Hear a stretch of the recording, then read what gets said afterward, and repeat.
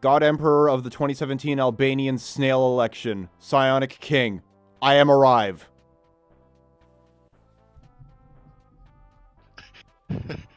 Hello. Hello, gamers. How are we doing? We're live. Oh! Ludo is here. Let's get the hell out of me, Jesus. How are we doing, everybody?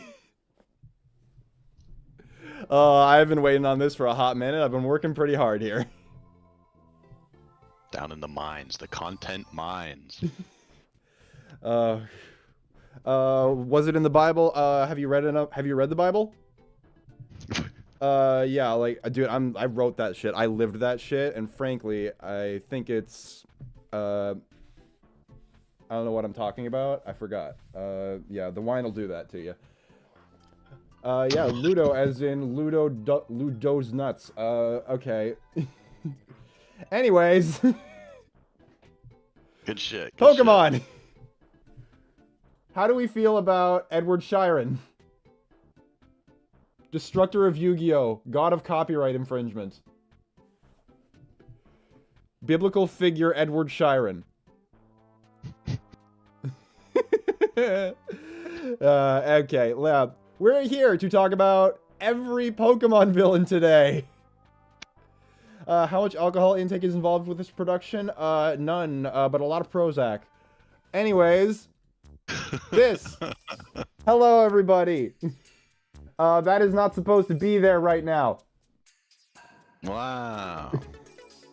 We are, as you can tell, very prepared for all of this. It's professional production. This is, King Monster Man. I am fucking awesome. Anyways. What are you talking about? I'm just talking nonsense, man. If you want me to make any sense, you've come in with some odd preconceptions. Very true. Anyways, hello everybody. I've done narrative shorts talking about the storytelling of a bunch of Pokemon villains, like 44 or something, and I figured, you know what? I've talked about them all in isolation, or more or less isolation, because some of them are related, but how about we talk about what actually matters, where they rank on an arbitrary tier list system. Oh, you need more drugs? You hear that? You hear that? I'm rattling my Prozac bottle for you. Is this good? Do you like jangling keys? I'm like picturing you like above like a baby's crib with like one of those rattles, was just full of pills. I mean, that's effectively what it is. It's just a pill bottle. I don't think CBS would like that very much. I think that's my baby has depression. I'm sorry that I'm trying to fix it. My bad, King. Everything good, everybody? So as we get into it, everything good. Nothing needs sorting out here. Like, I'm loud, he's loud. The music's fine, not too loud. How are we doing on that? How are we feeling on that? Everything good? Probably fine. Yeah, baby. Or in Subway Sir in the right I already have Earthbound Sensory videos. Like, frankly, you need to be a cultured alpha iPad baby. Yeah, that's what we grew up on, dude. Yeah, like, you can either drink the Guinness of Cocomelon, or you can stare at the video drugs. But yeah. We're off to a wonderful start here. That's rough. That is a sentence I never thought I'd hear in my life, ever. What if you were a little prancer and were a horse? That'd be awesome. That's a fun idea. That'd be awesome. I would be such a good horse, man. I would put myself in so many situations that a horse couldn't belong. I'd be a horse in a hospital, and nobody would know how I got there. And there are several... I would just chew on the life support cables. It'd be great. Everybody would love it. Anyways, Team Rocket. Kanto, Team Rocket, how are we doing here? Hospital, god damn it. How are we feeling about Team Rocket? Like the classic, the OG. It's where everything started. Everybody loves Team Rocket. What do we do? Dude, I'm gonna be honest, I think Team Rocket can't be too low, I don't think. I think I think you put my favorite part about Team Rocket. I think you brought it up in the short. Was that they kind of feel like they're getting up to shit all over the place. Yeah. Like, You know I what do They like feel that active. they are just kind of doing their own thing. They're not really part of the narrative. Like, Gen 1 is very minimalist, partially because, like, you gotta be on Game Boy. Yeah. And I think that really that works to their benefit a lot of the way. I don't like them. I think it's the contrarian in me talking. Yeah, that's the only person who's talking here. The contrarian in all of us is going to go wild. Yeah. Set them free. Yeah, I like Team Rocket. Like, I don't think they can really be judged by as like their own narrative thing because they're just doing whatever. But I think that works for them. I think that they have a good enough presence in like they just show up at Mount Moon. They just show up whenever they need to have a little bit of spice, just a little bit of spice. Like they kind of work that. They're not the main course. They're just the spice. And yeah, I really like that. I really like that. So I think I'm going to put them in. I'm gonna put Kanto Team Rocket in functional. Like they do what they have to. I agree with that. The idiot who drops the key brings them down a bit, though. Like, who's expecting these people to be smart or effective? Not me. Yeah. That guy got so fired. Dude, they tossed him off the, what was it, the SSN with bricks tied to his feet? It was either SSN or the gambling hall. I don't remember. Gambling hall. Yeah, like you go to the Celadon Game Corner and like there's a guy just like bogarting a poster and you pull it up and there's a switch that unveils a secret staircase in the middle of public infrastructure.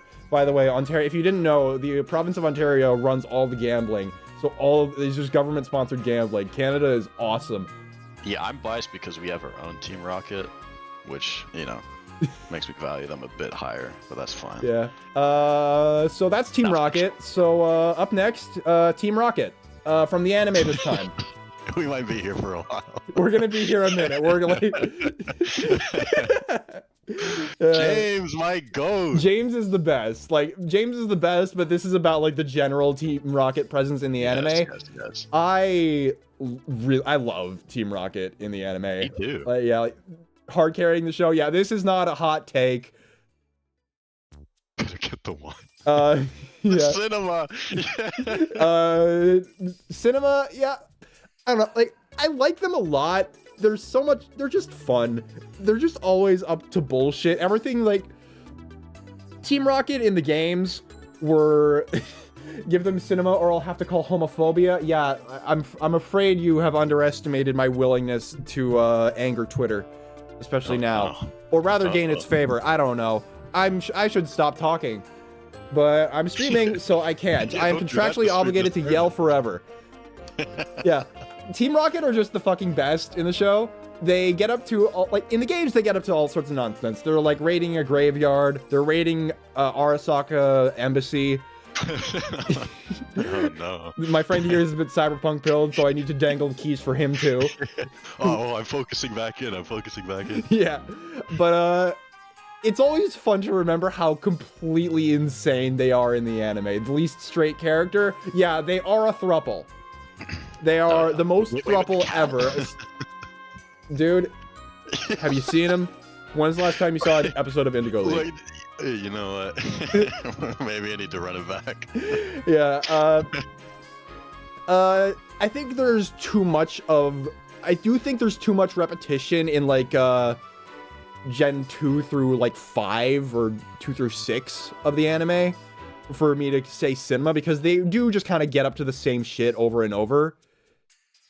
Like, they're not trying anything new. Like, they're the only thing that keeps it interesting. That doesn't mean they always succeed. I think, like, a big differential factor to consider, though, with normal Team Rocket, quote-unquote, is that they actually drive the plot sometimes. Whereas, like, Red and Blue Team Rocket feels more like you're kind of stumbling on their stuff. Yeah.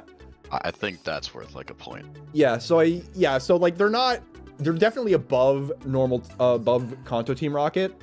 So, but, I don't know, there's, a lot of the time they do just kind of retread the same ground too much for me to say cinema. So I've got to put them in tight, like, it's where we know they belong. I think tight's a good spot. Yeah, tight is where my heart goes out to cinema as well. Yeah. But I think if we're being fair, Next is a very fun one. Team Rocket in the manga. Team Rocket in the Pokemon Adventures manga.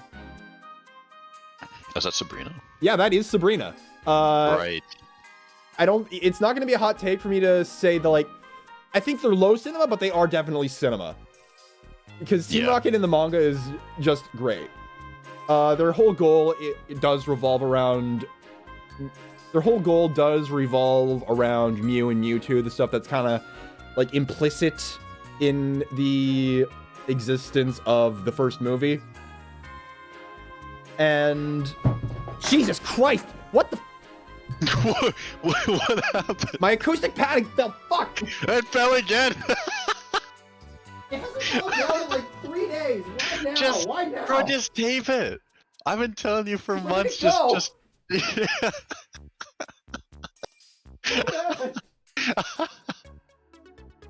How is it still falling down? This is not a new problem. Man, dude. He's getting haunted, dude. Game Freak sending over their best squad. You lost it? How do you lose acoustic padding? We're fine. Chat being normal about Sabrina, wonderful. I love what the mangaka did with Team Rocket in the manga. Like, you can kind of tell that he immediately got bored of Red and Blue before it was even happening. Yeah. Because the gym plot is like, you see Red get like 2, maybe 3 badges in the very first volume, and then it's just like, yeah, fuck this, we're on to Team Rocket now. The badges just can't hold like a narrative for any amount of time. Yeah, it's just untenable. It's like the Dragon Balls are like the archetypical plot MacGuffin, and those work because they can be literally anywhere. There can be anybody holding them, and you can put any amount of situation for them. Badges are to the point of, badges are so, like, set in stone, like, this is how you get them, this is where they are, this is what they do. Like, that's all they've got. Like, everything is prescribed with badges. Yeah, 100%. So, rather than just retread the same ground of, like, 8 gym leaders, what if instead of the closest thing to government officials in the Pokemon universe, what if half of them were just evil? Yeah. So manga Team Rocket is genuinely wonderful. They drive a lot of shit. They are not, however, my favorite part of the early manga. My favorite part of the early manga would have to be... Oh, drum roll. Green. Wow. Green. This is like... There's a lot of stuff I skimmed over or just like didn't have enough to say about or had too much to say about in my shorts. This is why I want to talk about whatever the hell I damn well please here.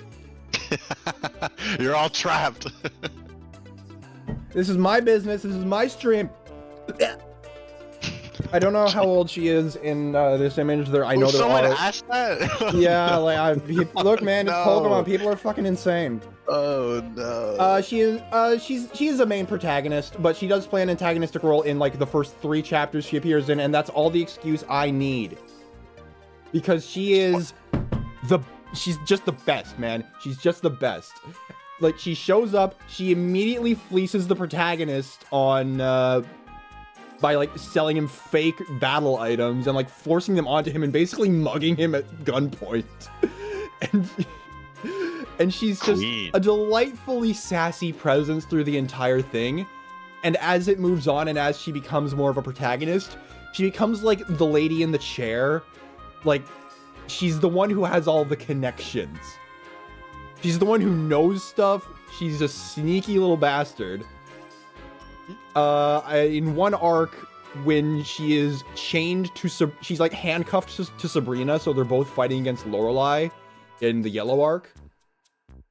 So she ends up just cutting off her own hand and revealing that it was a fake Ditto. She is the source of chaos in this manga. That's rad. She's amazing. Really? Yeah, I'm serious. Damn, okay, I'm on the bandwagon now. Yeah, she's just the Cool. best. She's terrified of birds, so rather than flying on just an Aerodactyl or a Charizard like Red and Blue do, she either grabs onto Jigglypuff's foot and just floats like on a hot air balloon, or uses a Blastoise like a fighter jet. She's the greatest. You can do that. This sounds peak. Is there any way I can get the manga because it sounds peak? I don't know. I just have physical copies, which like I'm pretty sure they do still print those.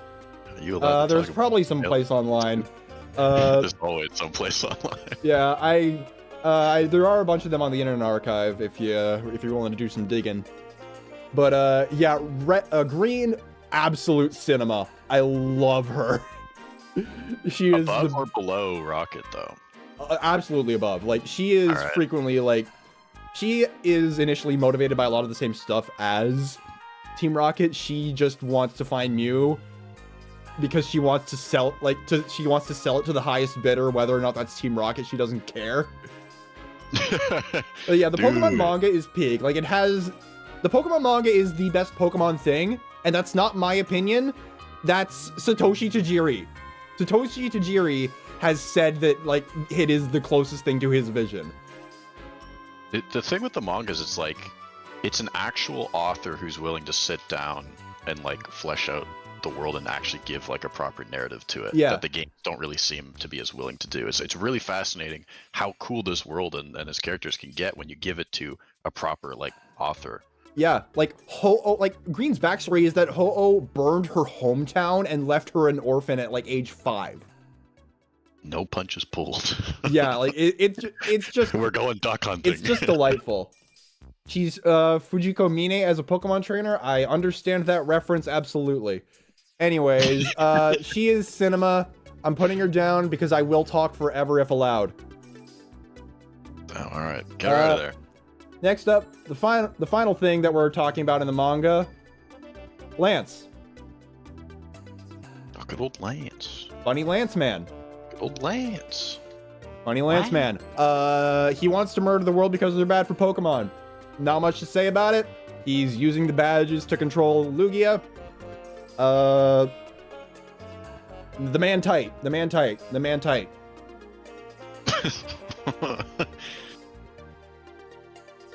Is it just kind of like discount N? I'm not as familiar with Lance, to be honest. Yeah, that is a way to say it, yeah. He explicitly finds that he is a Pokemon empath with unclear forest origins. The same as the Okay. protagonist of that arc, Yellow. He can magically heal Pokemon, he can read their minds. That's why he finds that the industrial suffering that has been wrought upon them and wants to fucking change it. He blows up Vermilion City with Hyper Beam. It's awesome. Yeah. What a guy. What a guy. Just sounds like domestic terrorism. Domestic. Just normal terrorism, whatever he wants to call it. Yeah. He's awesome. Like the entire Elite Four arc has a lot of great foil with the pro tags. There's I mentioned in the shorts, there's Agatha, who has a history with Oak, which is so she ends up fighting against Blue predominantly. Bruno's just kind of a simple shonen strength at all costs himbo boy, and so he gets paired off with Red. Sabrina is woman and also kind of clever sometimes, so she gets to fight Green, and everything about that is awesome.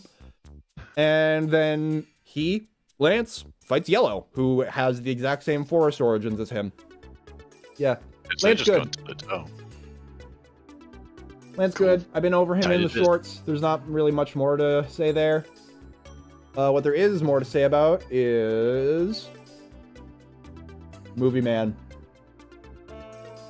Film boy. Oh, there he is. There he is. It's Mewtwo. Dude, I remember seeing this when I was a kid. This Yeah. movie blew my Who mind. doesn't remember this? Who doesn't? Hooded Crusader wasted no time, bro. The boy. Yeah. Don't worry about it, man. He is in Smash Bros. What's the problem? Oh no. Yeah. The circumstances of one's birth are irrelevant. I'm not a super. I don't think he's very exceptional. I think that he does a lot of cool stuff that just kind of. Mewtwo was a weird ecosystem where like every facet of the Pokemon every facet of Pokemon media wanted to like set up the next one, and nobody ever followed through. Like, How do you mean that? I mean that in the base games, you just have like some of his backstory in the old mansion, and then he's just kind of hanging around in the cave, and then in the movie they are kind of playing off of. In the movie, they're playing off of some of that too, where like it shows how Mewtwo was made, and it shows this one little scenario that he created. Like it's an interesting set piece, so he's definitely not bad at all. But I think that it does kind of end with him just doing whatever. Like he fights Mew, and that's kind of it. Like it's just kind of. Damn, are you gonna put him in functional, man? Yeah, like. You know, he has enough good quotes that he belongs in tight. He has earned that. With the quotes alone, man. He's got some banger lines. Yeah, I'm trying not to be cynical. Yeah, like I think Pokemon deserves like a bit of generosity for like the simplicity that it opens with, especially in Gen 1. Gen 1 is extremely simple in a lot of ways, and I think that works to its benefit much of the time. It does, I agree. Yeah. I think they're going for more kind of like open, let's make the world feel wide rather than deep kind of situation. Yeah, Hooded Crusader, he's tight. All right, go away. This guy's a fucking Chad. You are out of control. Yeah, that simplicity excuse stops working real quick. This is Proton, one of the Johto Rocket admins. I don't even remember much about this guy. Who the hell is this There's guy? not much to remember, man. Like, wait, it's this guy, right? There's not anything to remember about him. Johto, like Team Rocket and Johto are trying to achieve an actual goal beyond get money, get power, and it's miserable. It's a miserable time. It's a shame because that could be like interesting. Yeah, they want to find Giovanni and bring him back, and they did some stuff like about it where like you see Giovanni, like I think maybe you see Giovanni like receiving the call and thinking to himself, hell no, I'm working on my own stuff. I'm gonna bring this back when I'm ready to, and then he didn't. Gen 2 is the Mississippi of Pokemon. Insufficient America in me for that joke. Anyways, incompetent. They do nothing. That's genius. They like Team Rocket and Johto does nothing. Yeah, that's it's a shame. I think the idea is so cool. Like everything they do individually is interesting. Like, oh, they're like smuggling Slowpoke tail. They're like poaching Slowpoke. That's fun. Like that's a good thing. Yeah. And then there's like, oh, you're handling the Lake of Rage, and you've got this base that's putting out a frequency jammer. That's cool. What do any of these things have to do with each other? Why couldn't you just open with the Goldenrod Tower raid? And why did we even have to interfere when Giovanni left them on red?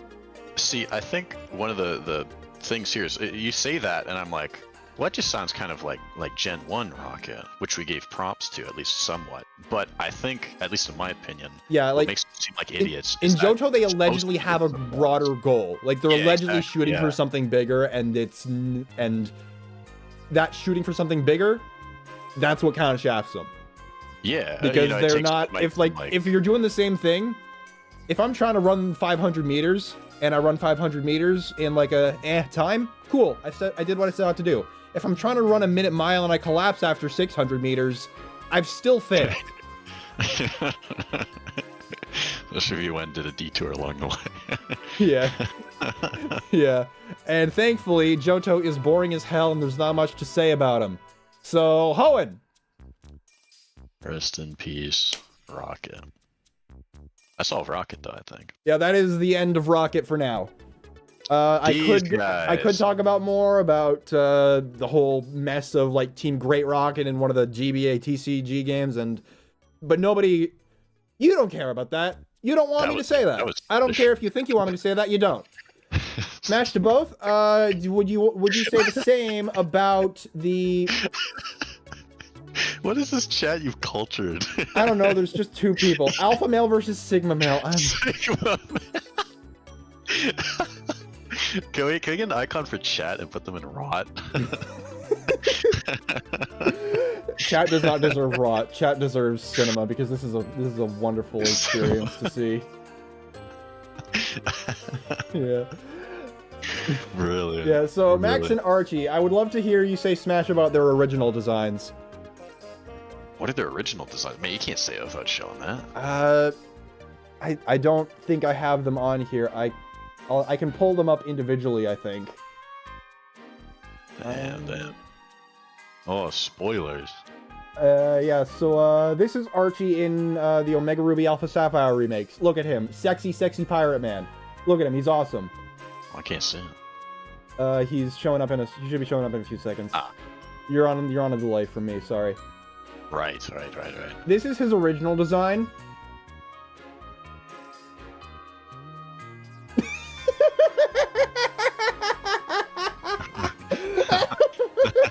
Look at that stance.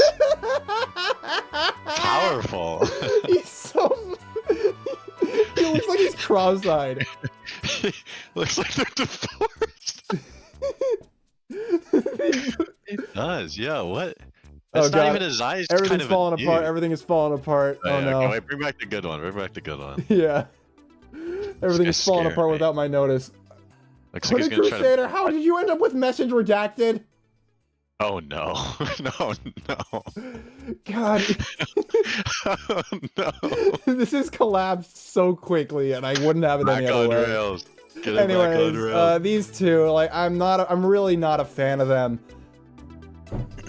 No, yeah, dude, I'm not gonna lie. Okay, I don't want to say I'm a fan of them, because they kind of suffer from typical drawbacks, but like, yeah, I still like the idea. Like, I think Pokemon in general is in a position where, like, they have access to such a huge audience of youth that I think communicating like environmental messages and positive stuff like that is like almost a responsibility, I guess, in a way. I think it would be a really good thing for them to do more stuff like this. Now, is the execution good? No, not really. But like, yeah, I don't know. Especially with Pokemon being about connecting with nature. They are very disconnected and just kind of daft in how they handle this stuff. Like, it's very like cliche to point out, oh, the water cycle, like, but like, dude, Squirtle has a high pressure water tank in his balls. It's fine. Water is stored in the balls. Something I would have liked, actually. Yeah. They're just kind of. I can see the idea that there would be like. Kirby, what? I say it like I didn't prompt that response, like I don't deserve it 100%. Okay, let's be normal. Team Aqua and Magma, they're really mid. They steal some random parts. They kidnap a bird. Like, how does they raid a museum? How does that stuff connect?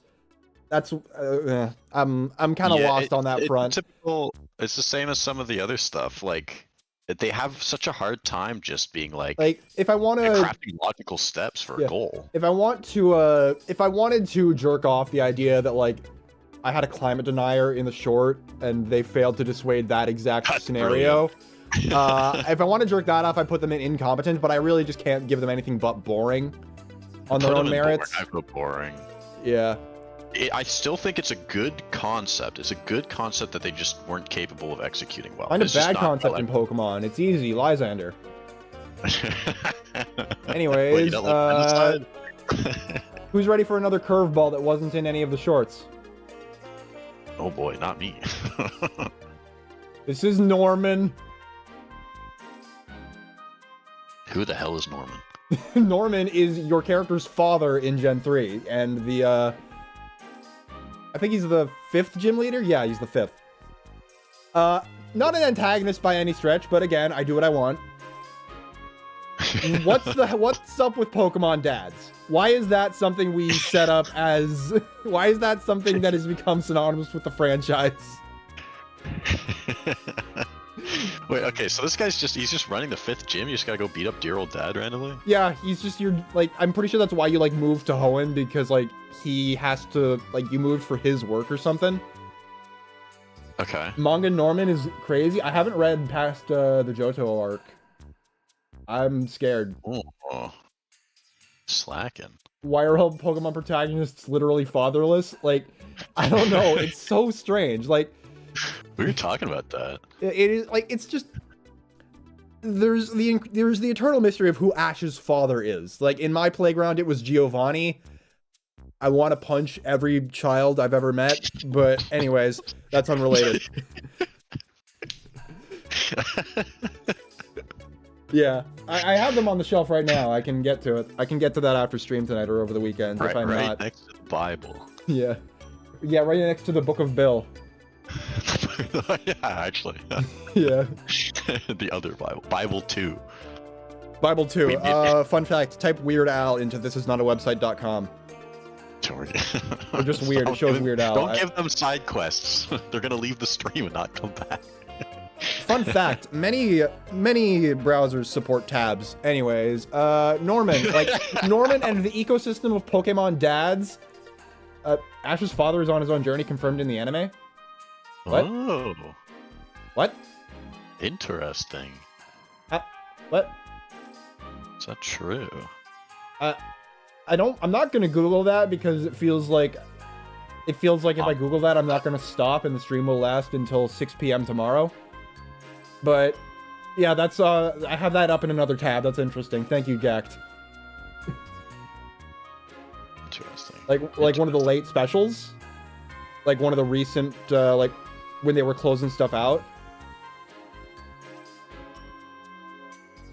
Anyway, yeah, Pokemon dads. It's just weird that they keep giving you only a mom and that's it. Like, it's always the same family dynamic every time. And I don't like that. I don't like the concept of the nobody protagonist that enables and requires. It's just a running bit that they don't have good enough writers. Is it a bit if it's funny? Is it a bit if it's not funny? It's a running. Is it a bit if they don't try to make it funny? It's like, we wouldn't be able to tell if they were trying to make it funny. Yeah. Oh, we'd be able to tell. I would just want to kill people more. Such violence this franchise inspires you to. Yeah, absolutely. You say that like it's remotely a bad thing. Anyway, I've got a funny in mind. Oh, a funny. What am I? I'm in the wrong thing. There we are. Here. What do you got? What do you got? What's getting pulled up? I'm pulling up music. Oh, music? It is the King. The King. This is Mirror B. Whoa, wait, you're going... Oh, is this the next one? Oh, it is. This is the very next one. Yeah. Are we doing them individually as opposed to the group as a whole? No, Mirror B is representative of the group as a whole, but like, how can I not represent Mirror B and play his banger theme tune? What does his skeleton look like? Look at that torso. It's Papyrus. Wait. He's cooking. It's Jack Skellington's hip sister.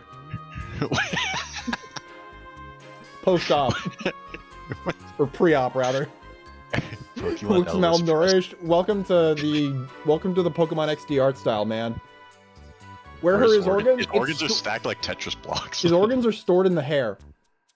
Yeah, true. Oh no. This is Invader Zim behavior. Yeah. Cypher is really fun. You ditch badges and everything falls into place because you just have to, like, by process of elimination, you have to spend your time dealing with them. They're just good. They're played for a lot of comedy. Like, the threat of them is real, but every time you meet an individual of them, it is just, they're very silly looking. Anybody who hasn't watched Jello Apocalypse's Dogs in Love video, they just dubbed over Coliseum and Pokemon XD. It is a treasure. That is probably the most fun I've had with Pokemon in years. So, representing all of Cypher, Mirror B. Somewhere between functional and tight. I think, if it were only XD, I would put him in tight. If it were only in Cypher, I'd put him in boring. So let's split the difference and say functional. Sound good? Rounded a little bit. Yeah. I think that makes sense. As amazing as a lot of the designs are in the presentation, everything, I feel like at the end of the day, it's more or less. Yeah. Just not too much more. They excel at beyond. Yeah, that. they're just like, again, like one of the hardest parts about talking about Pokemon is that the standards are like impossibly low. Like it is genuinely difficult to have a conversation about it. It is genuinely impossible to get the Pokemon audience to understand that it's not normal to talk about this the way that we do. It's not normal to expect so little of this. But continuing in the Coliseum thing, we have Gonzap representing Team Snag'em. The only time Pokemon theft actually allegedly mattered. Oh, good old Snag'em. Look at this. Look at this. Look at this freak. This man got his facial hair stuck in a freaking wire mill. He looks like he put his Wario's hair in a abused pasta dad. extruder. The only hair he's got left. Team Snag'em, Megan's meat. Yep. Dogs in love. What are you talking about? What? If you don't get the reference, frankly, that's your fault. I don't Toaster go for my goat. This to the North Star? Yeah, he kind of is. Huh. Yeah. Yeah. I don't think that, like, Team Snag'em aren't really their own thing. They're just, like, a part of the main character Wes's backstory. And then they kind of show up in XD because, like, it's just kind of a cool cameo at that point. And they have a very small role in the plot. But it's such an important role, they get blown up and show that your character's a really cool, badass dude. These guys are going in tight. The presentation's really cool. My thing with them is like, it's weird. Like their whole business is going and yoinking people's Pokemon, right? Would it not be way more efficient to just go run around in tall grass and catch them themselves? The world is absolutely full of them. Huh. Yeah. And like, if they're like, oh well, they're more experienced, you know, if you want to be a bit meta about it, you know, go get more leveled up or more trained Pokemon. But then the game's all about like developing these bonds with your Pokemon. They probably just zap the hell out of them or whatever. Like it happens to Anime Rocket all the time. Yeah. I feel like it's a bit of a hole for me. I expect to do something I still petty and like them evil, all, completely but- unprovoked, and then immediately receive fatal karma for it. Yeah, like you just kind of, we just kind of open on the fatal karma. Yeah. How can I have seen this coming? That is a valid point. That like Ore doesn't have many wild Pokemon at all. It's just not really a Is thing that mechanically. Oh, okay, well, there you go. That just makes it more interesting, actually. Yeah. I was aware of that. I don't That's a know good point. how much that is just I don't know how much that is just a mechanical thing, but like purely on the basis of getting blown up and like setting the tone for Ore as like this kind of wasteland zone. I really think they belong in tight for that. They do shit right. Fuck yeah. No, they're on there then. Yeah. And then we have Oh. Small. Small. Small. Small, tiny. Tiny man. Why is he so small? Tiny man. I don't look, man. This is the highest. This is the biggest resolution image you can get of NASCAR. There's nothing Biggest on resolution? this man. Yeah. He's tiny. Smaller than your avatar. Yeah. And he has a smaller word count than I do in a minute. That is true. That is Like true. it is like I appreciate NASCAR in the same way that I do Team Snag'em, but like a quarter as much. It's just not much to him. Yeah, like he's the leader of Cypher if you don't count the weird squat mayor dude who nobody gives a shit about. Fun fact, NASCAR does possess the gift of prophecy because he predicted the glitch in the Elite Four in Scarlet and Violet where the OST just loops the first measure. Wait, was that a thing? Yeah, that was a thing that I fell victim to. I genuinely thought they just slacked on the OST. And it sucks because I'm pretty sure that's a Toby Fox track and I want to die because it just said like... for like 15 minutes while I did the fight. I had to item stall through that. I hated it. But yeah, NASCAR's battle theme is just the ambience of the crowd, which, like, I can appreciate that decision. That's an interesting way to do things.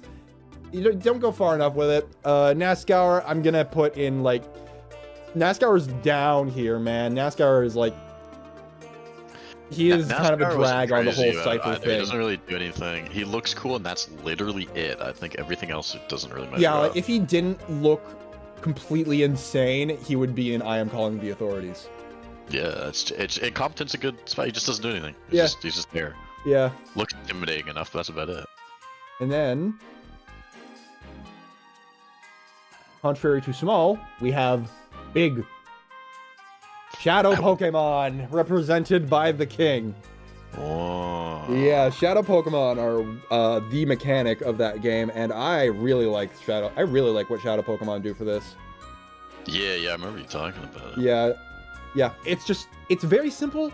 It's how you get your Pokemon in those games, and there's just a process to healing them. I like that. I like that a lot. What is the process? I'm not familiar. The process is as simple as fighting them, but, like, there's just some, they enter, like, a little frenzy mode that is generally just bad for them. They start taking a lot of damage just turn by turn. I think it downs their accuracy or something, and you just kind of call out to them, and they return to normal, and it makes a bit of progress to it. In XD, there's this whole machine where you can, like, set up a circle of Pokemon around them in the box. Isn't Lugia made specifically to be the mommy Pokemon, so doesn't this make Shadow Lugia the goth mommy Pokemon by that logic? What the hell are you? What are you talking about, sir? Hold on. There's a lot to unpack here. I would like to throw... If there's a lot to unpack here, let's throw the suitcase into the furnace here. I am going to eat my own eyes, says Dumb Blob Reborn, the sequel Electric Boogaloo. What is happening? Dude, wait. We need to rank chat comments. This was a mistake. I should never have done this. This was a bad idea. It's not too late to delete the whole channel. You need to behave. You can't burn it all. You need to behave, and if you start behaving, I will actually delete the channel and be very disappointed because I'm having a wonderful time. Shadow Pokemon, like, I think that I might just be a bit nostalgic for them. I think they are just kind of functional. They're like a neat mechanic that plays in narratively. They're kind of the reason that Cypher's an issue. Yeah, I mean, yeah, functional maybe. Yeah, like they look cool as hell, but I can't see a justification for tight. Like, yeah, they do their job. They're very, like, they're really interesting. Like, mechanically, they're like the best mechanical thing that mainline or, like, turn-based Pokemon has ever done. That's not a high bar. You know what about Shadow Pokemon in Pogo? In Pokemon Go, I don't really know. I don't know what I should say about Pokemon Go in general or anything about that. Frankly, subtle. Yeah, I don't. Yeah. Subtle. What are you talking about? What am I even doing? What is there that I'm doing that would be subtle? Stroking the rot tier. The Go Rock Bring Squad. Up the next one. Get him out of there. Hey. Oh, the Go Rock Squad. We are already an hour into this, and we are barely into Gen 3. Really? Oh, you're right. Oh my god. Oh god. I think they're okay. The true villain of Pokemon Go is Unwalkable Cities. Congratulations, you live in America. Yeah. Yeah, the Go Rock Squad are pretty fun. They are the baddies of Pokemon Ranger. They're just kind of set up to be, like, they use, like, stolen stylers to, like, start garbage. That's kind of it. I don't really know what their end goal is. They just kind of want to do mischief. Yeah, like, very much in the same tier as Team Rocket. I think they're worse than Team Rocket. Really?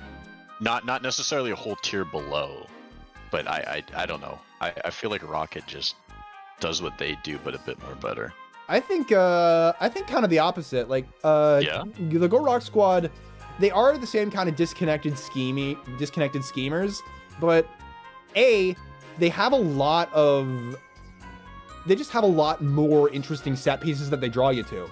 They draw you to, like, abandoned factories that they're commandeering to manufacture their stylers. They draw you to, like, the altar of Rayquaza, so while they're trying to tame it for their own reasons. and the grunts are just played for straight comedy. Okay. Yeah, I think that like I guess, yeah, like they do. I don't want to put them up in tight, but I will put them above Kanto Team Rocket. I'll concede on that. Yeah. The first Team Rocket is kind of as these things go. Or the first Pokemon Ranger rather is kind of Maybe I'm just nostalgic because I started with yeah, I don't need chat's saying they're hard to take seriously, but yeah, I don't need to take them super seriously to have a fun time for what they offer. Speaking of things that are hard to take seriously, Team Meanies. They're mean. Team Meanies. They're mean and bad.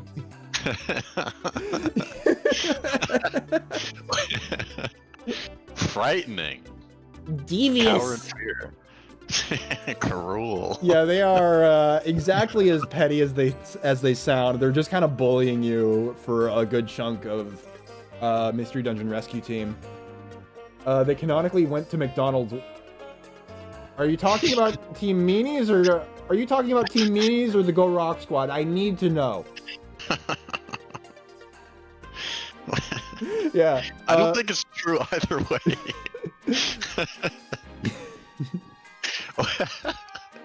What is this? Lord. What is this Ekans' McDonald's order? I think he wants. God. I think he wants 3 Big Macs, and he will eat half of one. He'll eat half of one. He'll get lodged in his throat, and I'll have to go to the hospital, and they'll just leave the rest on the table. Yeah, then Gengar will eat his leftovers, and then him. Yeah, Gengar was gonna steal them from anyway, so he's kind of glad it worked out that way. Team Meanies are just kind of being petty. I think they're a fine like starting point for the story. Just having this little asshole who doesn't really do much.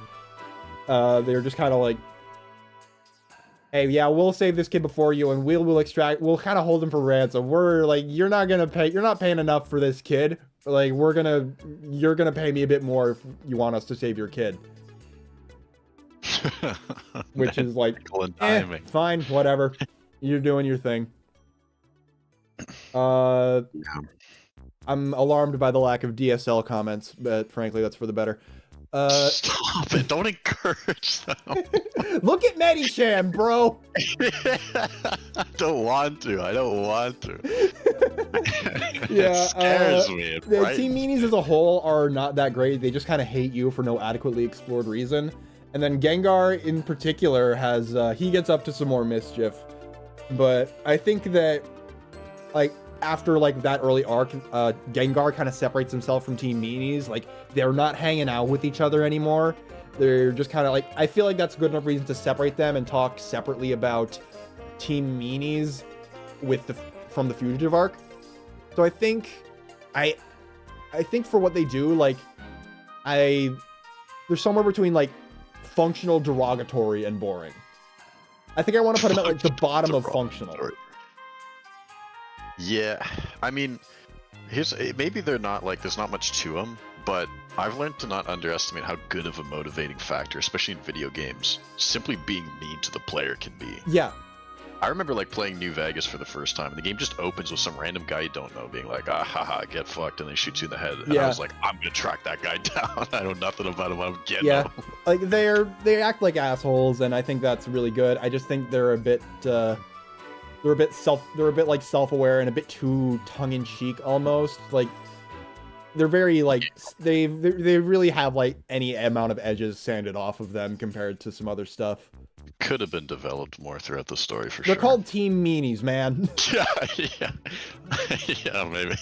Next up, this next thing is a bit hard to represent visually, so I've done my best. Oh God.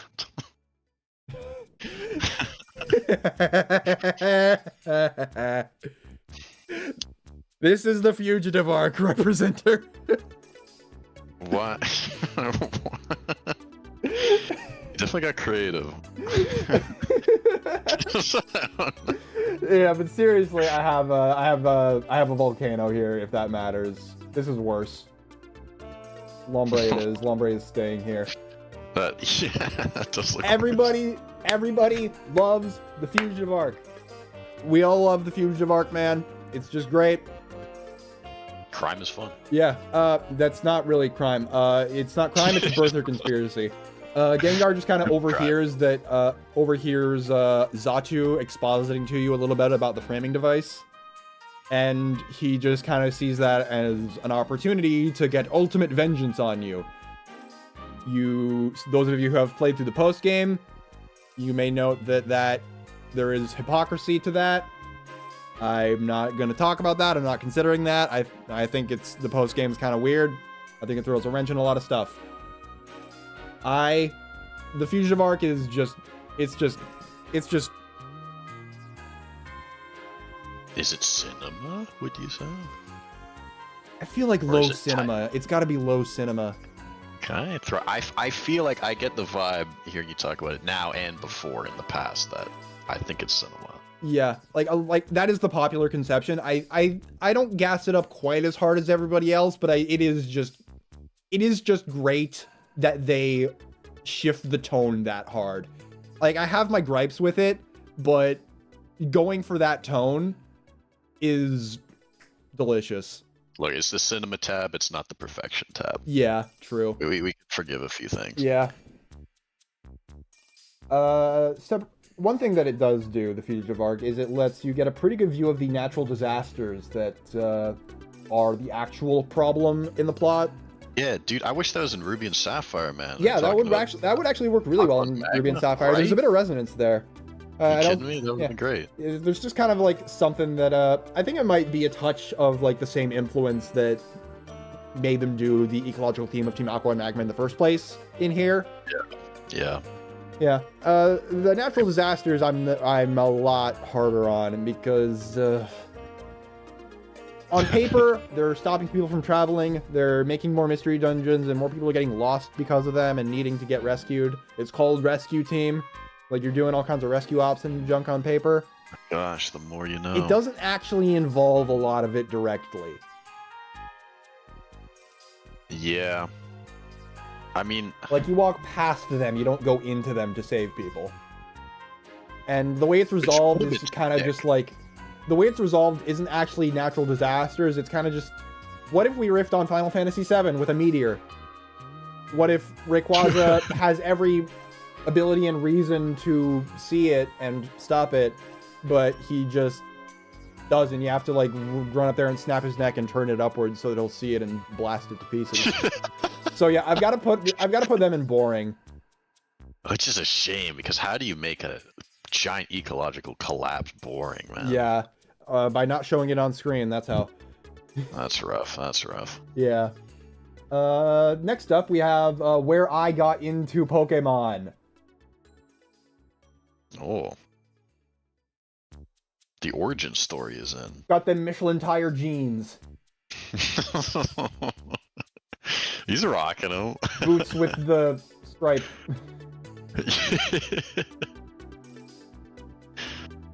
Yeah. Yeah, Team Galactic is I'm very nostalgic for Team Galactic. Isn't Cyrus also someone's dad? No. What? No, like who would Cyrus? Whose dad is Cyrus? Ash. Cyrus, huh? It's Ash's dad. God damn it. We're not bringing this back. We did it, guys. We figured it out. Nice job. All right, he's my daddy. I'm gonna attack you. Yeah. Yeah, Team Galactic is where they really... Cyrus is 26. There's a famous post... 26? Yeah, there's a famous post saying that saying that there's two Pokemon characters. One of them is, 45, lost her kids in the divorce. Both of them, got her kids in the divorce. They both ran away and has been driven insane by eldritch knowledge. And another is 26 and kind of hates their life. One of these is Luzamine, the other is Cyrus, and the answer to who is the funny answer. So, yeah, Team Galactic. Yeah, I like the high concept stuff. Like, I'm very in favor of dimensional esoterica, but what do they I don't know. What do they even do? He gives you the Master Ball. He just hands it over to you when you beat him at his base before they go to Spear Pillar, and You Yeah. could have had the Palkia. Like, I don't know. Yeah, You could have had the Palkia, like, you're just kind of there. Like, it's very stock, like, nihilism bad. That's not interesting, man. Like, yeah. And... Yeah, no, they don't really... I like their aesthetic a lot, but, I don't know, like... It feels like they stopped just... It feels like they stopped, like, a step before a Final Fantasy would feel satisfied with the Esoterica, which I'm just disappointed by. Especially in Diamond and Pearl. Diamond and Pearl, I would go as far as to say incompetent for how little they show. I think, yeah, he's definitely, like, he's very boring. Like, actually, like, given his Crobat, I think I do have to put him in incompetent. Like, because Cyrus, as has been mimetified, has a Crobat, a Pokemon that evolves only through friendship. Is this a sign that he actually has the soul that he's constantly screaming he wants to erase from life? Or a mistake? I think we know the answer. Yeah, yeah. But, like, and now is about a good time to say, now's as good a time as any to say that the badges are so damaging once the villains start being serious. Yep, absolutely. You prevent the destruction of the universe to make way for the birth of another. And then you have to go get your 8th badge, go through Victory Road, and fight the champion, and then the credits. What do I have left to prove after I save the universe? I can only surmise that they, again, assuming it's not just complete nonsense, that they intend it to be almost a bit of a come-down epilogue, almost kind of segment. Yeah. Where you're chilling out, the big thing's done, and now you get to go stomp one last challenge. Yeah, like denouement and like post-game are a thing, but like typically post-game is considered to be after the credits. Yeah. And no, like it doesn't make sense. It's lame. It's nonsense. Like, this has kind of been like something that this is something that underpins all the narrative execution of Team Rocket, both here and here and here. Like, every villain that has existed in a mainline Pokemon game is hurt greatly by this. So just move the 8th gym battle to before the end of the world then? Yeah, that is a thing that they've done a time or two, and it works pretty well.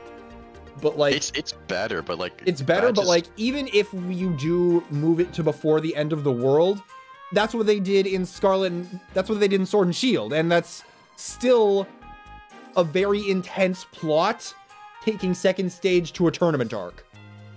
It limits what they do narratively. Like, yeah. they refuse to leave this formula, and it's been played out since like the 3rd time they've done it. And like, I would not describe, like, with Team Rocket here as representing like the plot of Kanto, I would not call the plot of Kanto functional. I would call the plot of Kanto boring.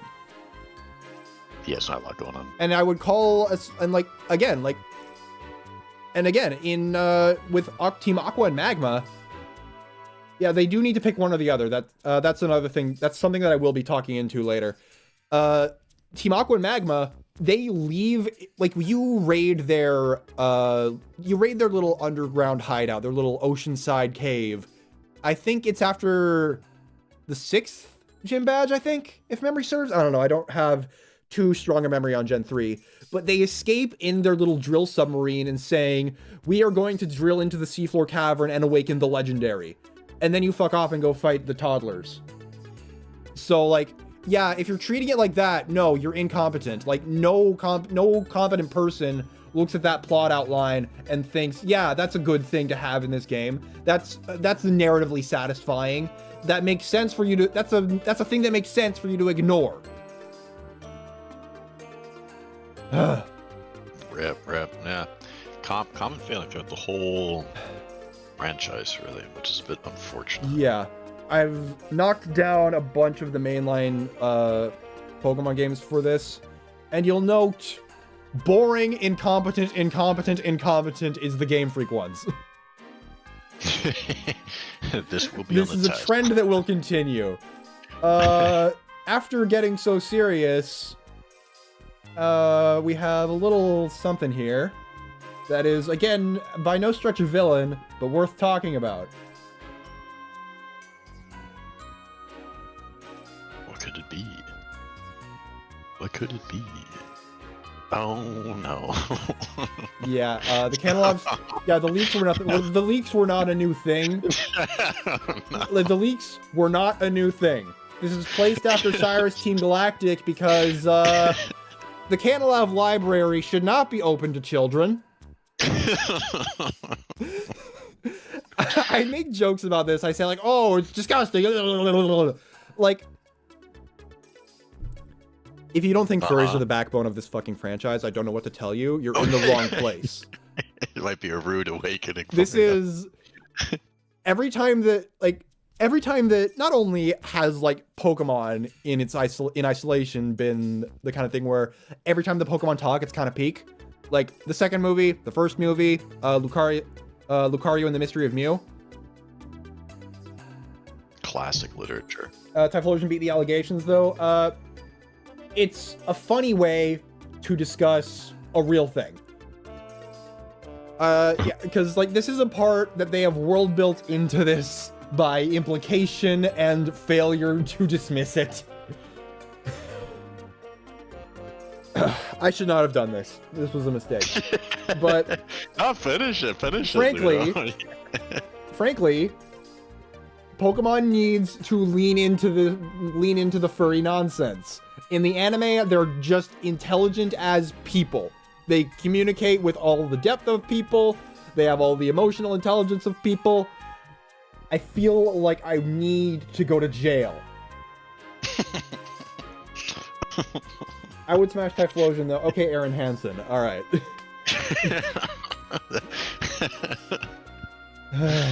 Crusaders. Hooded Crusader. Would you smash a 2014 Honda Accord? Anyways. Yeah, I think that either they need to like actually tone it down and stop designing Lopunny 3 times a generation, or just own it. I would prefer they own it because goddamn, fantasy critters fun. We all make fun of, like, we all have our preferred schools of Pokemon. Some of us like the weird, some of us hate Come Backwards, some of us hate Snake Backwards. Oh, it's just an animal. Gen 1 has a guy called Seal. I'm going to collapse. I don't know. I think the huge diversity in Pokemon designs is something it's got going for it. Yeah, I think I think that's absolutely a true thing, and I think that people who rag on like, oh, the starter's furry bait are kind of missing that point. 2 things can be true. Yeah.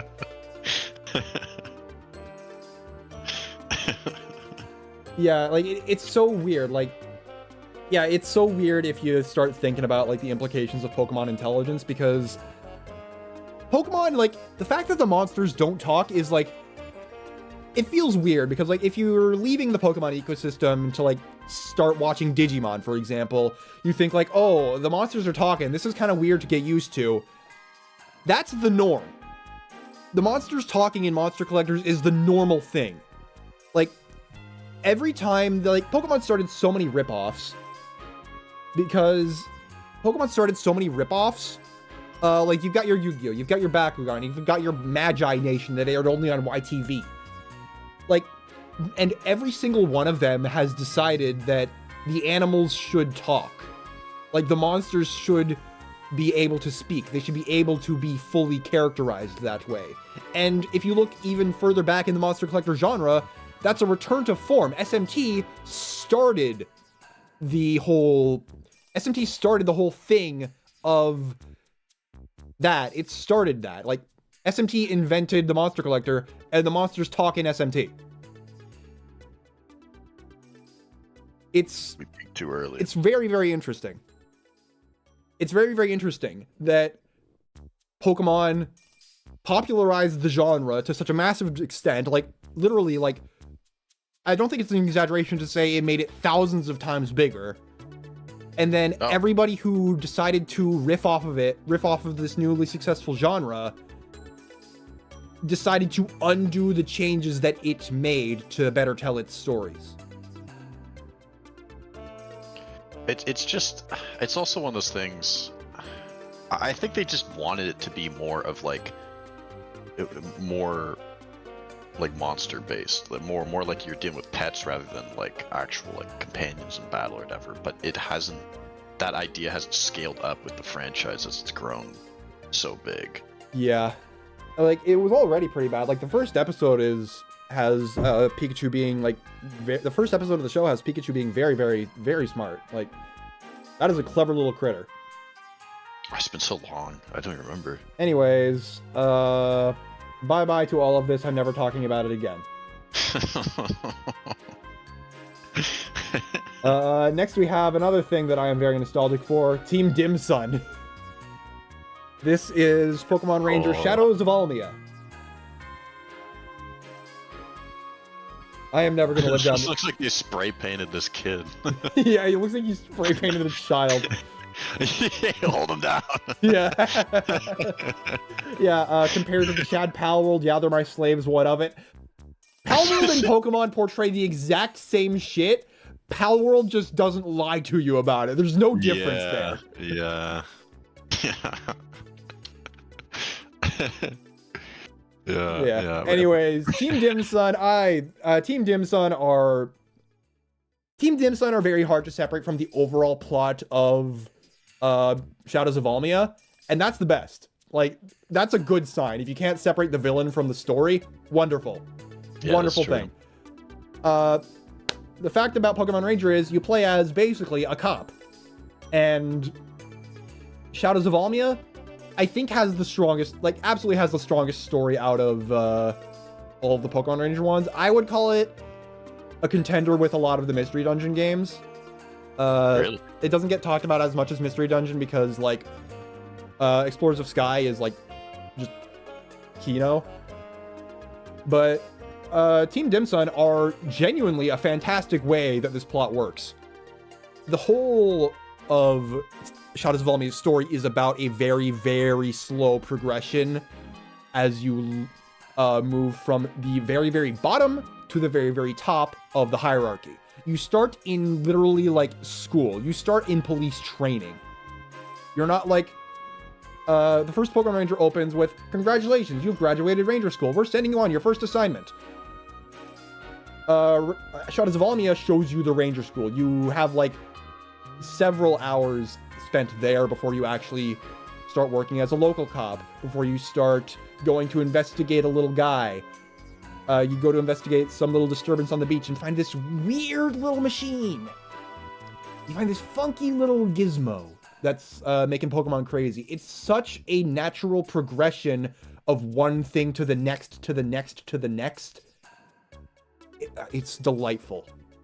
It is really good. I wish they did that more. It feels like an actual story you're following, and it's great for being like, yeah, you know, like it is. I don't mean to say this as like, I don't mean to say that Team Dim Sum are really good, like in reference to like the mainstream Pokemon.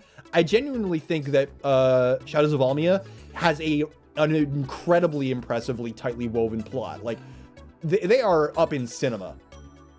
Okay. Like it is so easy as an author to just kind of skip over earning your keep and have your characters just kind of get access to all the resources they need.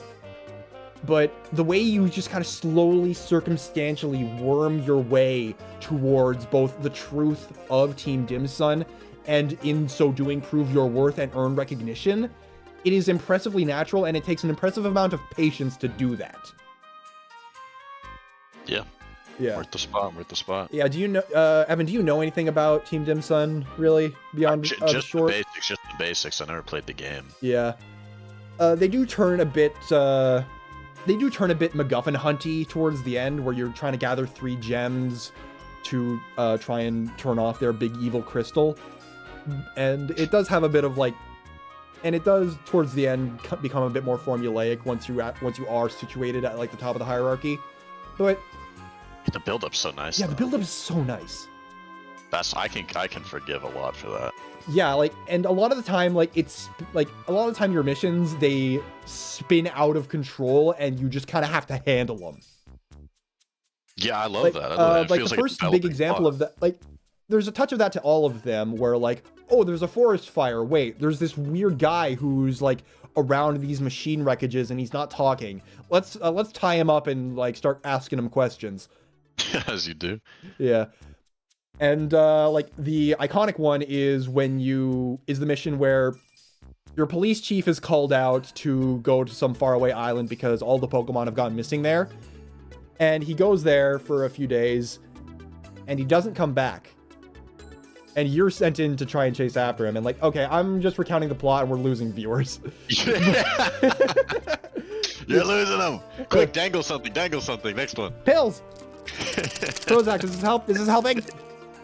You need to throw it through the screen. Didn't work. Damn. Is it ever explained what the inside of a Pokeball is like? No, never. There's a few times where like it's pictured like a weird hologram thing. More drugs, more meth, more alcohol. This is not methamphetamines. That's my brother. Jesus. This is the most schizo age rating stream ever. We're talking about the evil baddies in Pokemon, and we're talking about methamphetamines. This is awesome. Yeah. That seems on track. But as you follow after the police chief, you uncover that like all of those Pokemon are being stolen on this massive hidden cargo ship in a volcano. Which, lovely plan. You literally saved your police chief's butt, and then you run the ship aground at the middle of like orientation day at the school. It is hilarious. It feels like an actual plot. Yeah, I think it's good. It's a very active plot. It's a very active plot, and I love it very dearly. Nostalgia is not a thing. What are you talking about? All my opinions are 100% objective. On that note, on that very awesome and cool note,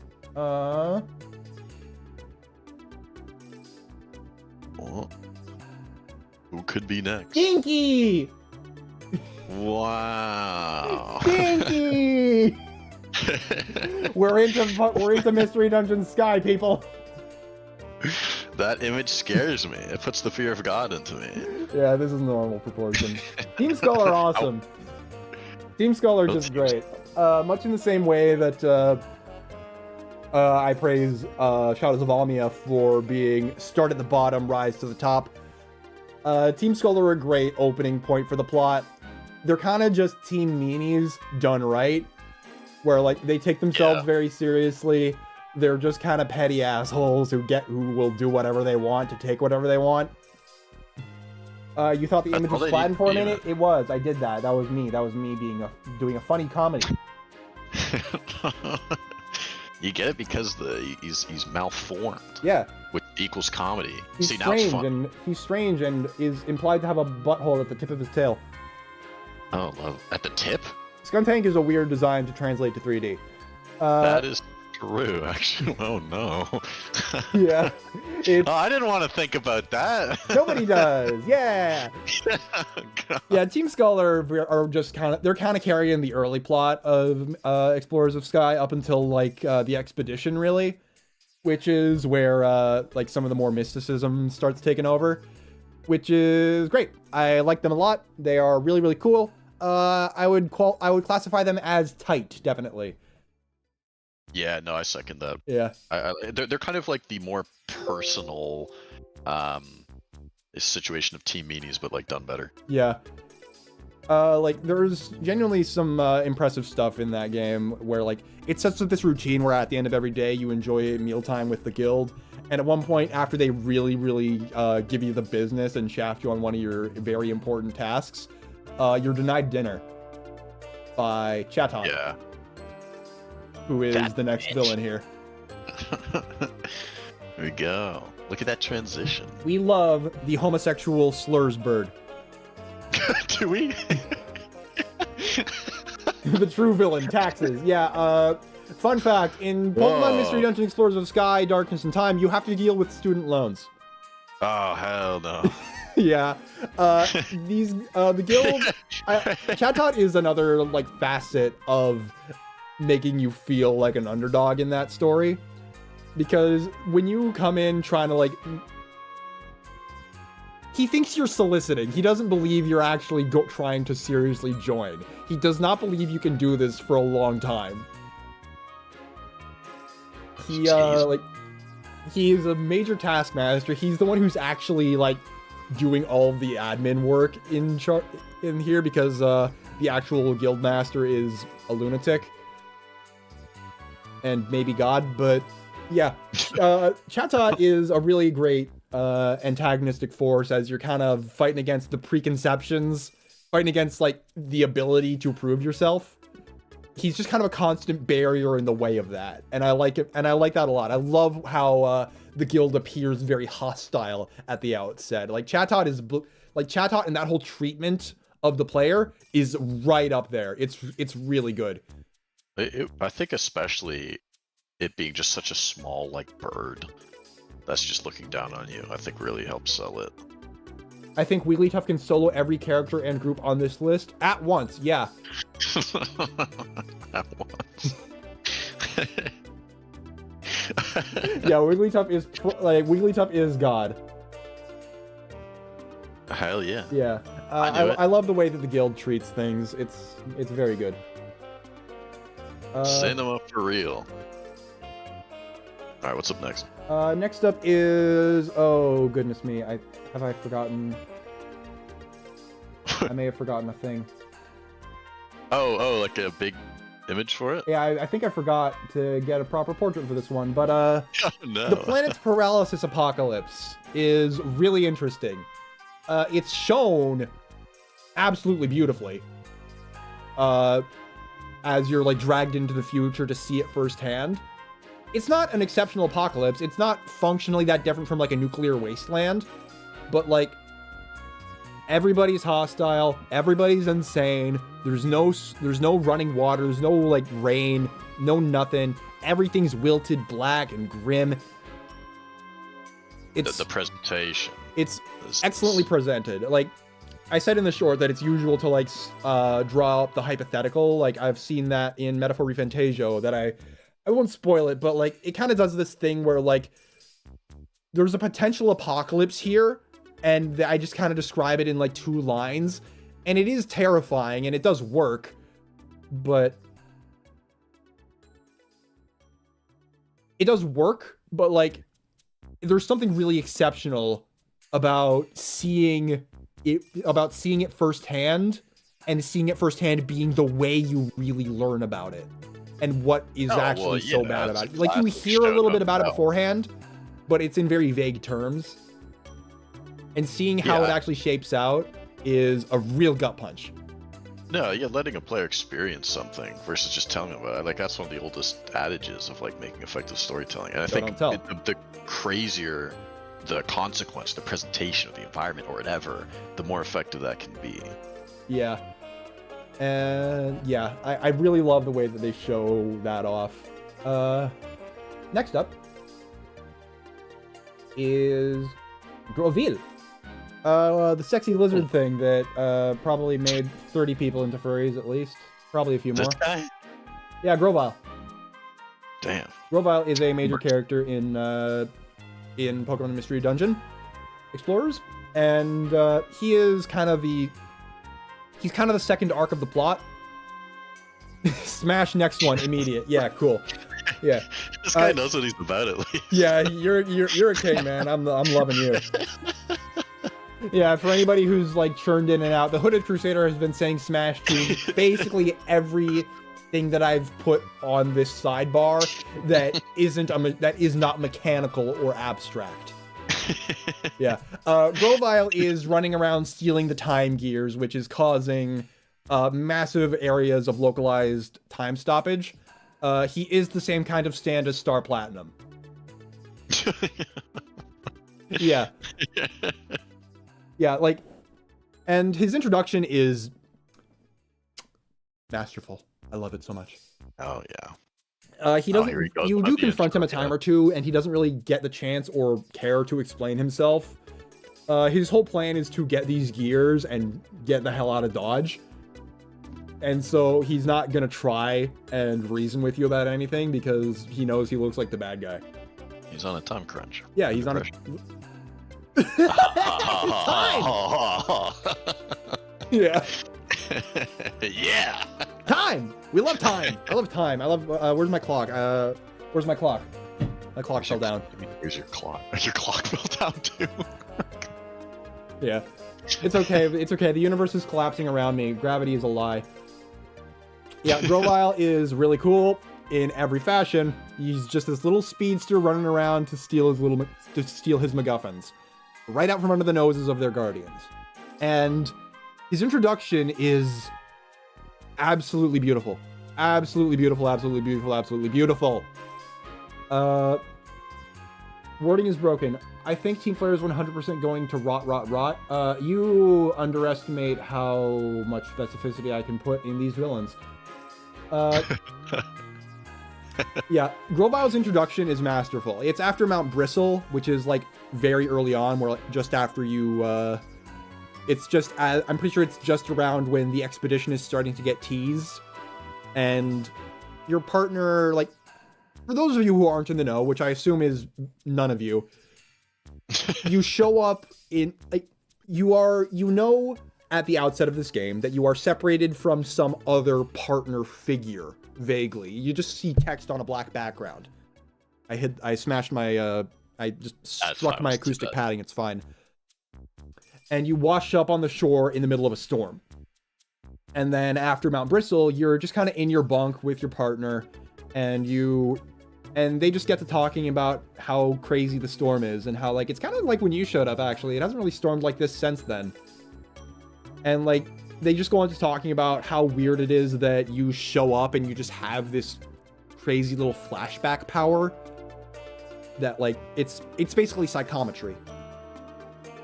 Sometimes you can just, when you bump into a thing or a person, you just get a vision of its past or future.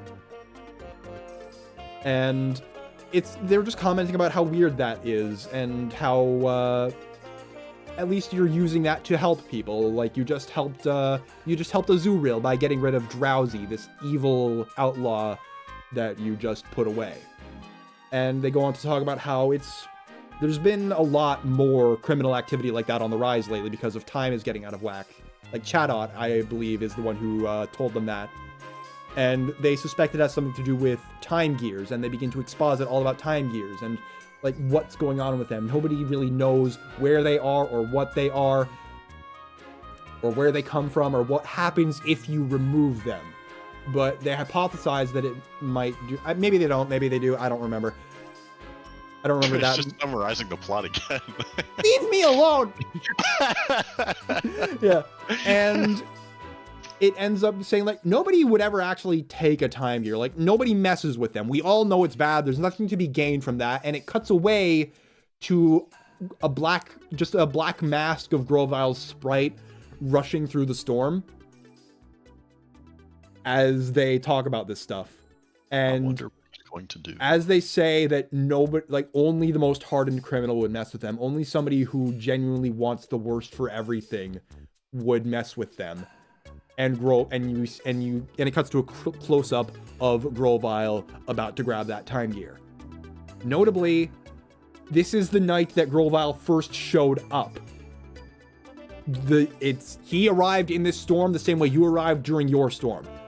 It is excellent foreshadowing. It is so goddamn subtle to do that before you even know half of the vocabulary that the story would use to describe that to you. It doesn't need to be there. Nobody would look at this story without it and think it needed to think that it was a necessary component. But the fact that they could think of this to put in, it's good. It's just because it's not necessary doesn't mean it's, like, not good. Absolutely beautiful. They are just flexing how much they know about their story and how much they are thinking forward on it. I love it so much. It is absolutely beautiful. You could listen to Ludo gush about PMD Sky for hours, especially since I just finished it a few weeks ago. Oh man, Giorno without a mustache, you don't know half of it. Good news. Good news, you're witnessing that right fucking now. I can't confirm. Yeah. Next up, we have, what is wrong with this? Dusk Noir, yay, funny man. Oh, yeah, Dusk Noir? Dusk Noir, the evil man who is trying to put Grovile away for trying to get the MacGuffins and save the world. Smash? Absolutely. Frame 1 smash. Smash, smash, smash, smash, smash. This dude isn't even in the Smash Bros. Sakurai doesn't know this man exists. We must teach him the error of his ways. I need to mod Through the Sea of Time into... I need to mod Through the Sea of Time and the Rainbow Skyship into Smash Bros. Ultimate. And if I can't do that, I'll melt. Would, but how? Thank you, Odd Panda, for asking the real questions. Dusk Noir is a famed explorer who, like, there's... Obviously, you look at Dusk Noir, you think evil. He's a ghost type, he's a Grim Reaper, he's a Psychopomp in the Dex entries. Confirmed Afterlife. How? Awesome. And you end up... he ends up actually saving your life a time or two before he realizes who you are. It's just good. He, like, Dusk Noir is very well handled. They play with the imagery of him a lot. He's the man in charge, and he's freaking ruthless. I don't think I need to gush more about him. He tries to claw your guts out with a goddamn Sableye army. Cinema. I mean, how could he not be? Yeah. Like, that's hot tip. There's only hot tip. You can rely on the bulk of Mystery Dungeon Sky to be cinema. Yeah. Yeah. Cinema for real. Cinema sinful. Sinful cinema. Bye-bye. You go bye-bye now. Yeah, Dusk Noir is very cool. What is up next? Next up is,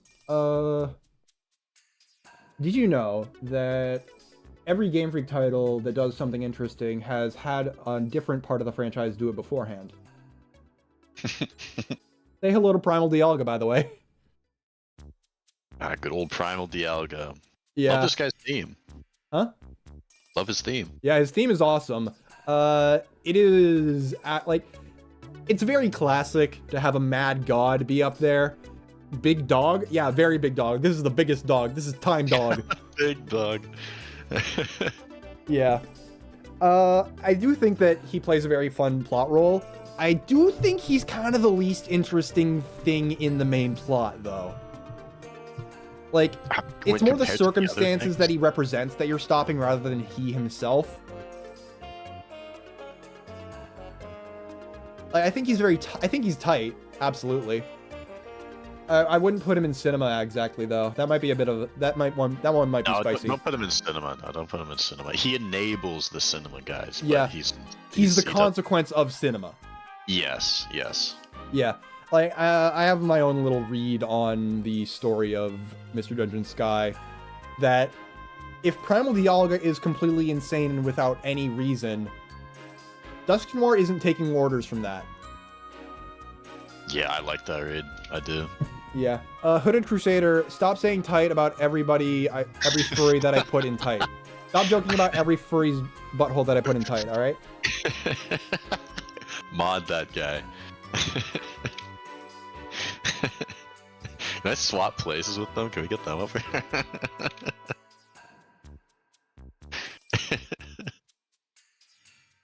Oh no, it killed Ludo. The Hooded Crusader is now a standard moderator for your channel.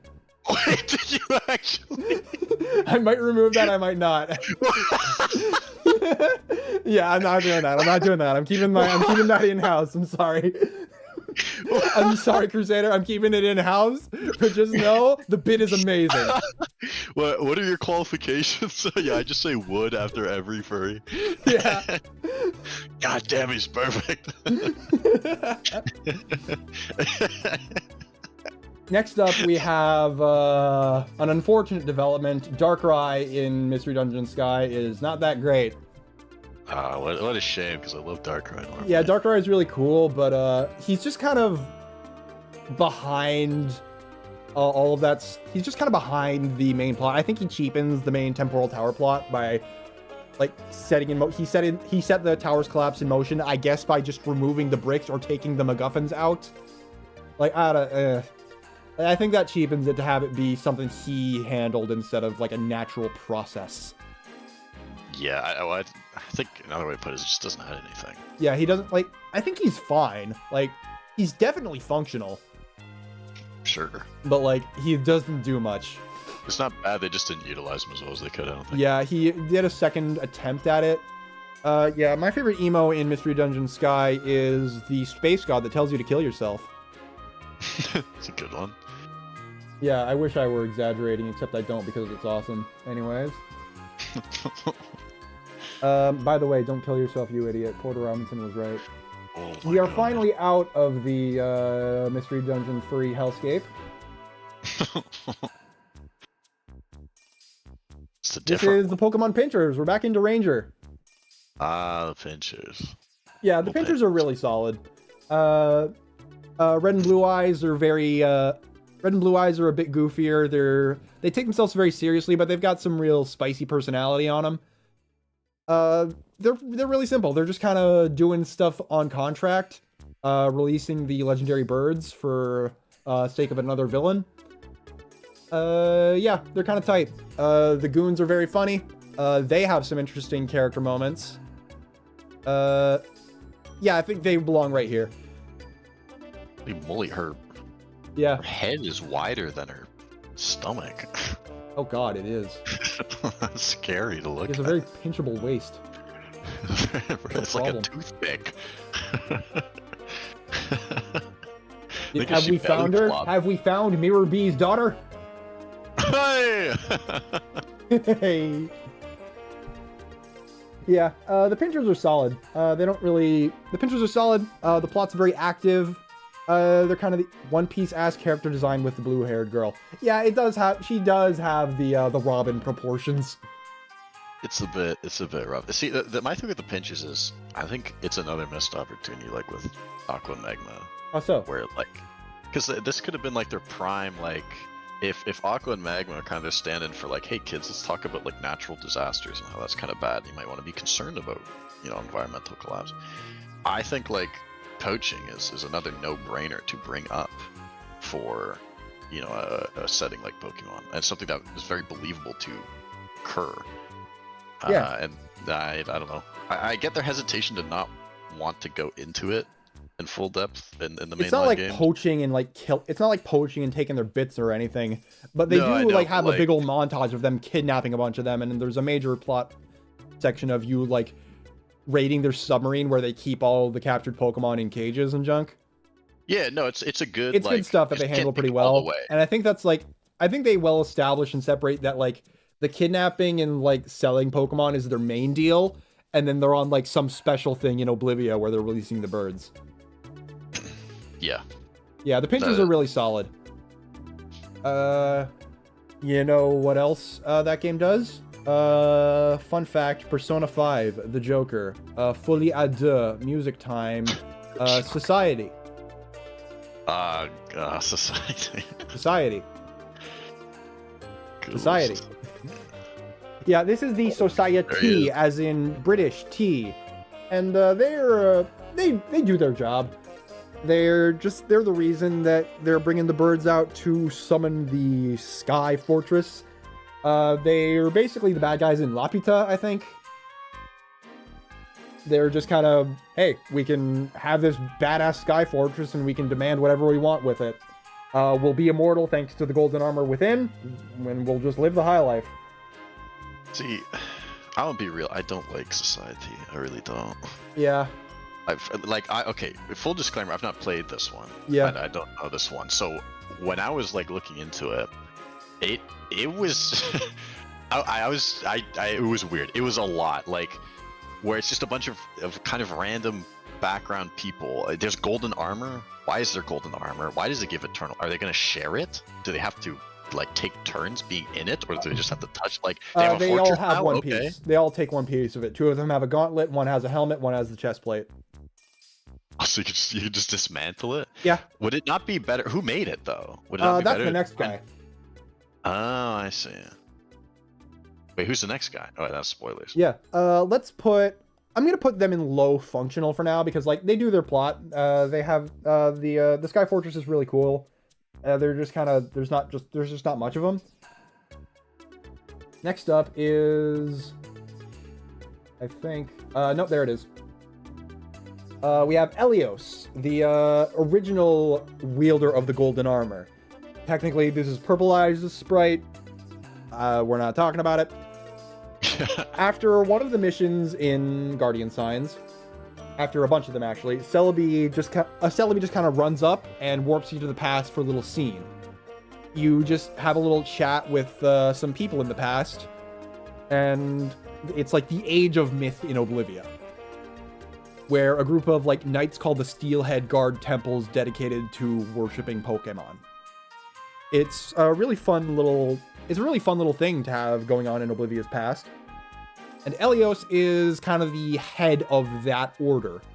And full disclosure, I haven't beaten the mode. I haven't seen the end of the story because it's brutally hard to do solo. It's like a multiplayer mode. Skill issue. And this is the father of one of the characters. He's the original wielder of the armor. And once you like are familiar enough with what happens and how this past plot goes, you find that some of the murals and living legends of Oblivia in the present are mentioning a hero clad in blue who befriended Pokemon with an arcane power. And I don't know, like that hero in blue, that's you. That's your ass. That's just dead ass you. It's really fun that you can simultaneously engage with this legend plot and people exploiting that legend in the present. I think that Elios as a character is like pretty much on the boring end of things. Like some stuff happens, but not much, and it's not really necessary at all. So yeah, Elios is not that big. Rest in peace, got a cool sprite though. Yeah, it's a great way that they set up the past as a living, breathing thing for the pinchers in the society to interact with, but on its own, it's kind of eh. It's difficult to do both. Yeah. Next up we have the best boys. Deus Vult, Deus Vult, Deus Vult. Oh. Yeah. This is kind of the big one. As you were saying, about wasted potential, about Aqua and Magma's environmentalist messaging and the pinchers, poaching lessons. It's so awkward to say that. Team Plasma is looking at the series saying, hey, what if we acknowledge the fact that enslaving Pokemon to make them fight is a bad look, and we don't really do enough mechanically to separate that. Guys, the optics. Think of the optics. Yeah.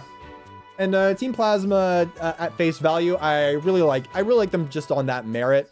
It doesn't contextualize it the same way that some later stuff does, but I think that you do put a lot of weight to your regular journey, because going through these badges, making these friendships with your Pokemon, it's not just the thing you do, it's kind of sticking it to them.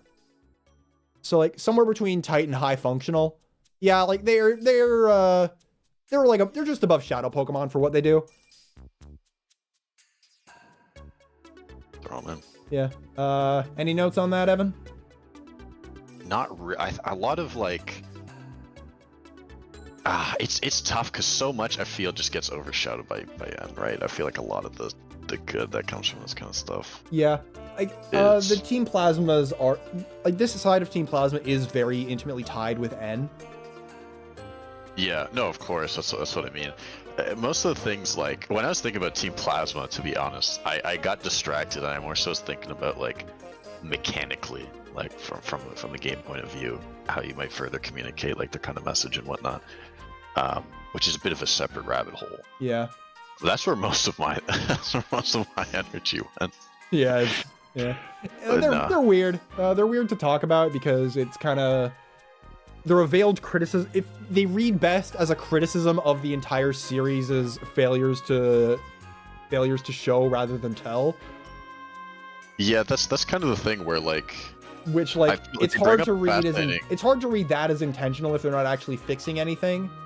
Exactly. The idea they bring up is Yeah, like really if they good. were just a little like if they were just a little better and if they were accompanied by better execution on the main you are friends with your Pokemon appeal, easy cinema. But as it stands, nah, not really. Yeah, they kind of they do too much like sitting around with picket fences or not picket fences, picket signs. Yeah. As opposed to actually being more involved than I'd like. Yeah. And they do get very involved towards the end, but like it's kind of too little too late. It's too long to wait. It's too long It's definitely too long to wait. Speaking of N, the man. Oh, is him? That's him. This is the man. This is the individual. Okay. Yeah. N is Gen 5 is the Pokemon Adventures Did It First generation. Both in the sense of Lance, but like it's him. Yeah. N is amazing. He is not just the boss, he is the king of Team Plasma. He is completely alien in his mindset. He's genuinely kind of insane. He's genuinely empathic with his Pokemon. He believes he's doing the right thing entirely. He communicates that to you very amicably. He's just like that. He's a prophecy. He hijacks the prophecy of Unova's ancient hero. He raises a fucking castle out of the ground around the Pokemon League to make that matter for shit. He happens after the Pokemon League. Everything about him is amazing. He's hot as fuck and you go on a date with him. And unfortunately, he has a mental breakdown when his dad yells at him. He can't be cinema if he's not the fucking point of his own arc. No, there's no way you're not putting him in cinema, dude. There's no way. Really? I want him to be in cinema. I can't put him in cinema.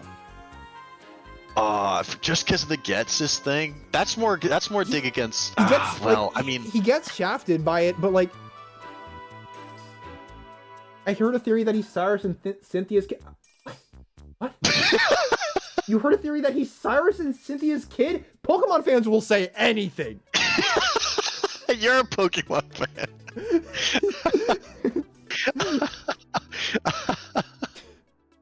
What the hell is that? Like, I do think that, like, even aside from the Getsis kind of dunking him down a peg, I've got to limit him. I don't like it. I'm very upset about it. Why? He's so active. He has interesting reasons for it. He does it. He questions the entire franchise as a whole in a lot of ways. Like, it makes you, the player, think you, the character.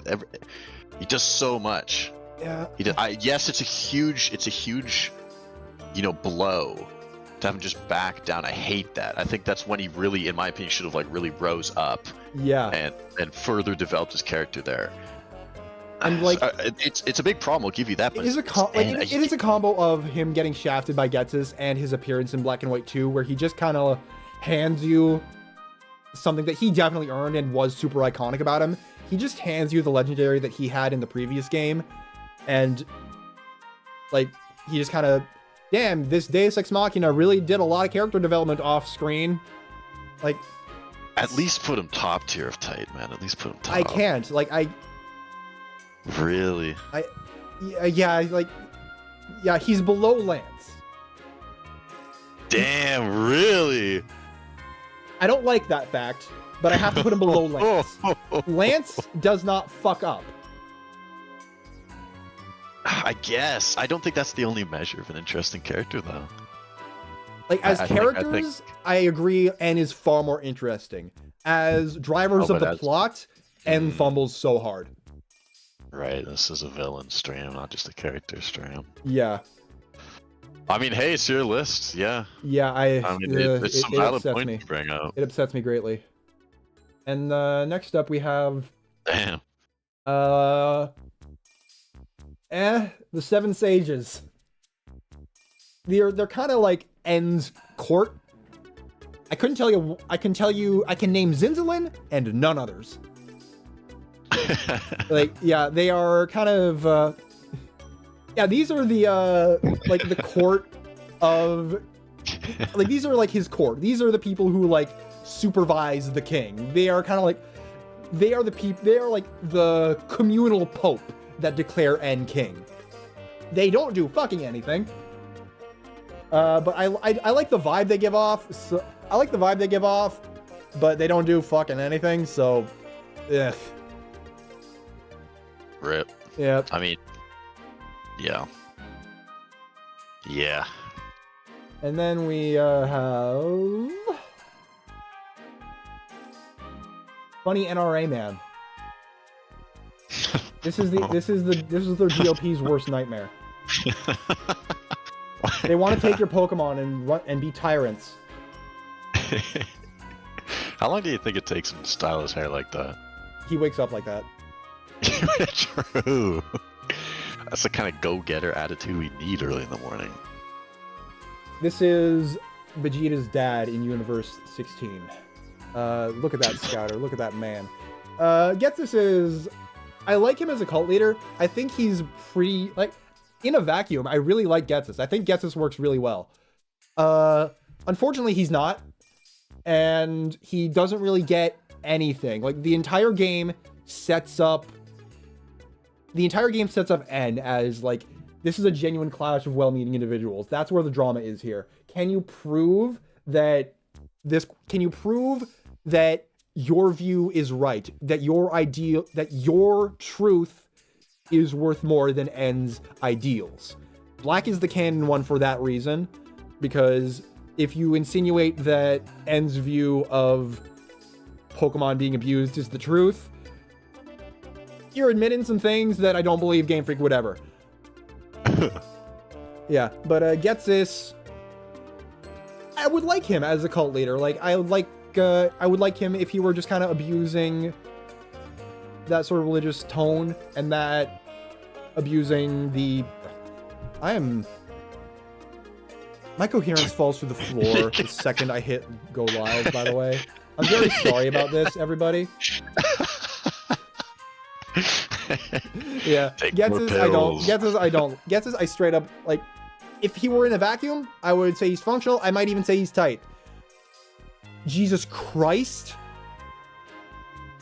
The fact that you have to have someone make the decision to take all the setup they've given N and not only invalidate the question that N asked, but invalidate his agency as a character in favor of a villain who, at his core, we've seen before.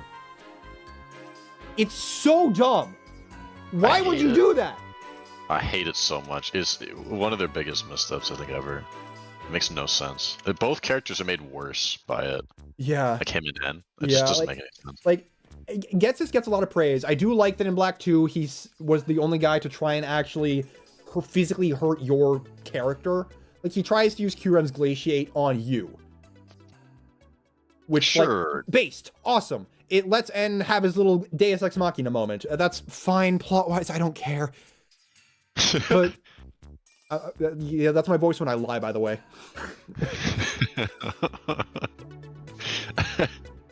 Yeah. I mean, it's just... I don't know. His whole thing in Black and White, it pisses me off too much for me. That. What pelt is he wearing? I don't know, but I'm more interested in that than him. He's got that he scary is a interdimensional king high on the runway, and frankly, I think that maybe for the drip. Don't rank him on the drip.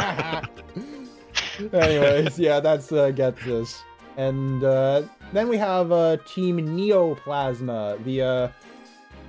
It's Team Plasma without any of the idealism, which, like, I guess, like, they're very good. I like them function-wise, but, like, again, for, like, in a vacuum, I would call them very functional. I would put them up here. They do some cool shit. They're around a lot. They give off the right vibes. The design is incredible for what they do. But for the same reasons as Getsus, where, like, you had to make the choice to move from this weird like religious zealots that are fully justified in what they do, and like I can believe that a person would look at Team Plasma and choose to join them. Neoplasma are just kind of bad guys. They really are, huh? Yeah, like they're competent bad guys, but like the downgrade is why they get put down in boring. The most, it's like we were just saying, the most interesting part of Plasma is like the conversation they brought to the table. Yeah. When you don't lean into that as much, you just kind of lose what made them special. Yeah. Team Neoplasma being based on pirates is a great detail, knowing that a lot of Crusaders turned to piracy after the Crusades. That's a neat bit of information. Interesting. Huh. Damn. Yeah. I did not know that. Yeah. Like, you'd be surprised at how many people under the Gets Us Short have been mad at me for saying that about him. Yeah, I don't know. Like, I don't. oh, he's manipulated N. He's an evil genius. No, they just dunked on N to make. They just made N dumb. Yeah, I mean, maybe, sure. I don't think the story's better for it. Exactly. Like the Shadow Triad are sort of like the elite. You want a worse? Yeah, the Shadow Triad are the elite ops team of Team Neoplasma. I kind of like them. They can just kind of show up whenever and cause some problems. I would put them in tight. But they are one of the 2 moments that the games have outright stated that Pokemon can't disobey you if they're in their Pokeball. Very interesting. So for that, I turn them down to functional. Which, like, Ninja Mommy Smash, they're Ninja NB Smash. Let's respect people's pronouns here.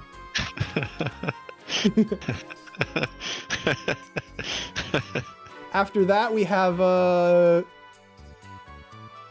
what I can only describe as me on my bullshit. Pokestar Studios is really cool and fun.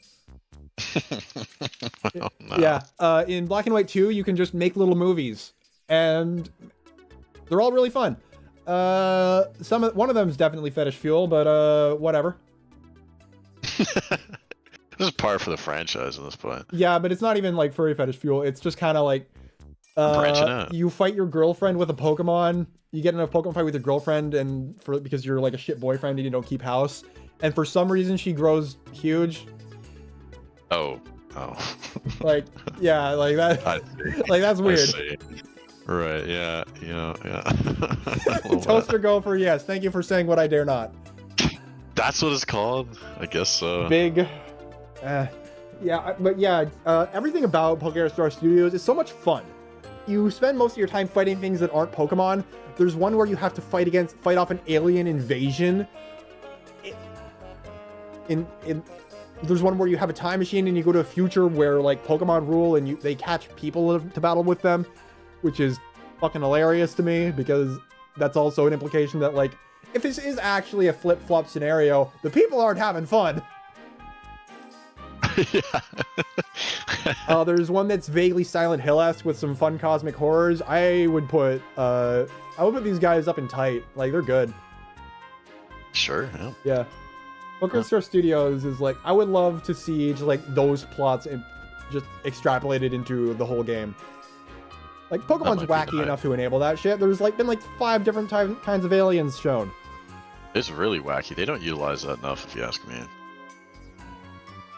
Here's something that nobody but me expected to be here. Oh no. Toy Kabalion from Pokemon Rumble Blast.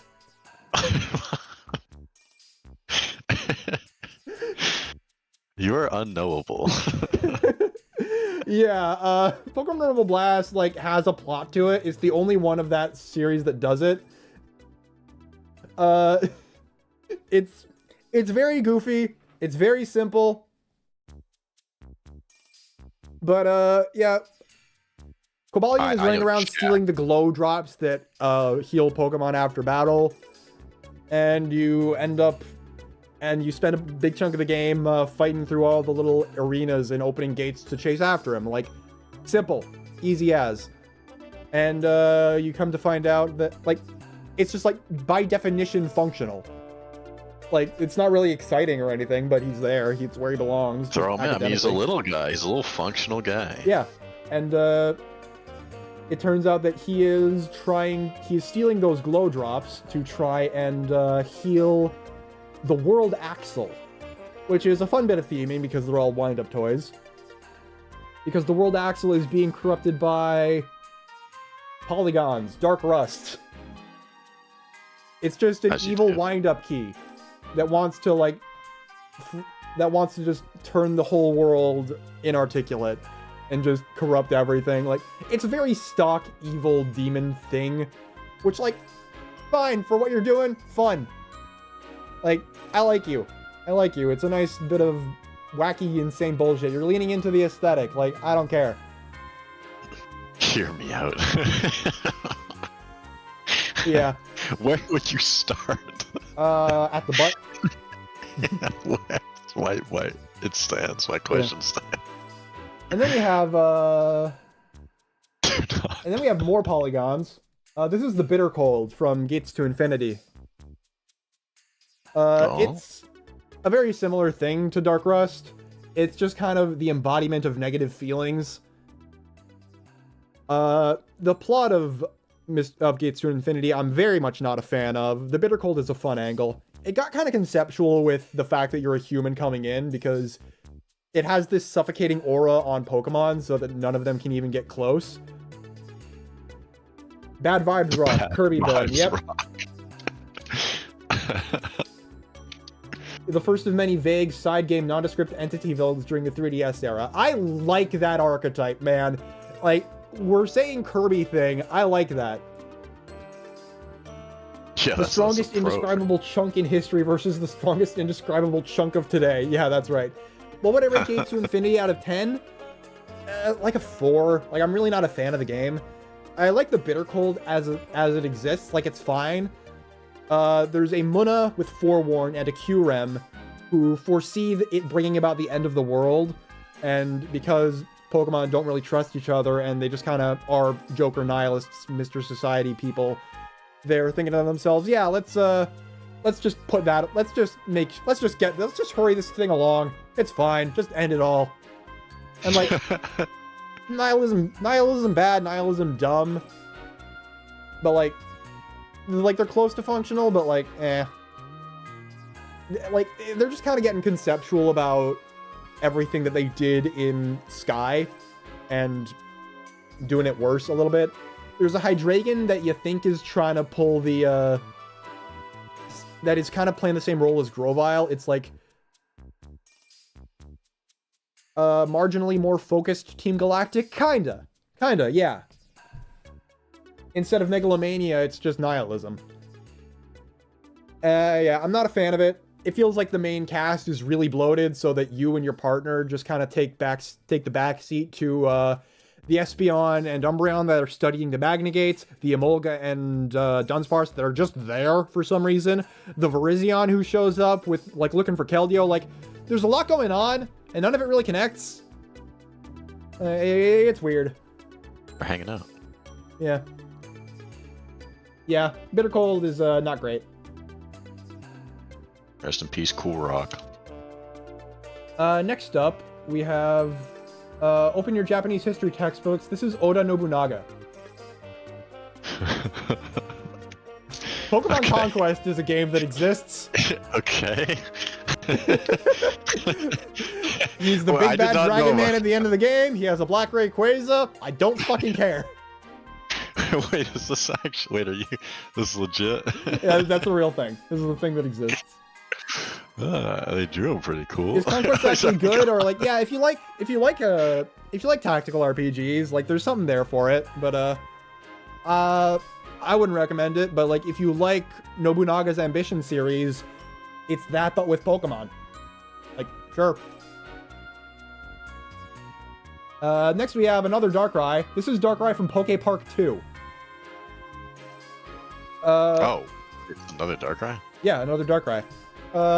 I don't fully recall what his deal is. I think he's just kind of running this alternate dimension wish park to make people just make people happy and kind of dissociate. It's fun. There's like a black hole that's happening by accident because of him. He doesn't quite realize. Okay, how do you not realize that? I don't know, man. He's crazy. He's weird. I think that Poke Park 2 is a fun game. I think it just leads you to a bunch of goofy little Yeah, 1 does not have a villain. It's just like, friendship is good, cool, fun, go on a little adventure. It's not really the kind of game. Pokepark 1 is the perfect synthesis of Pokemon trying to be a no-conflict Hello Kitty fun time.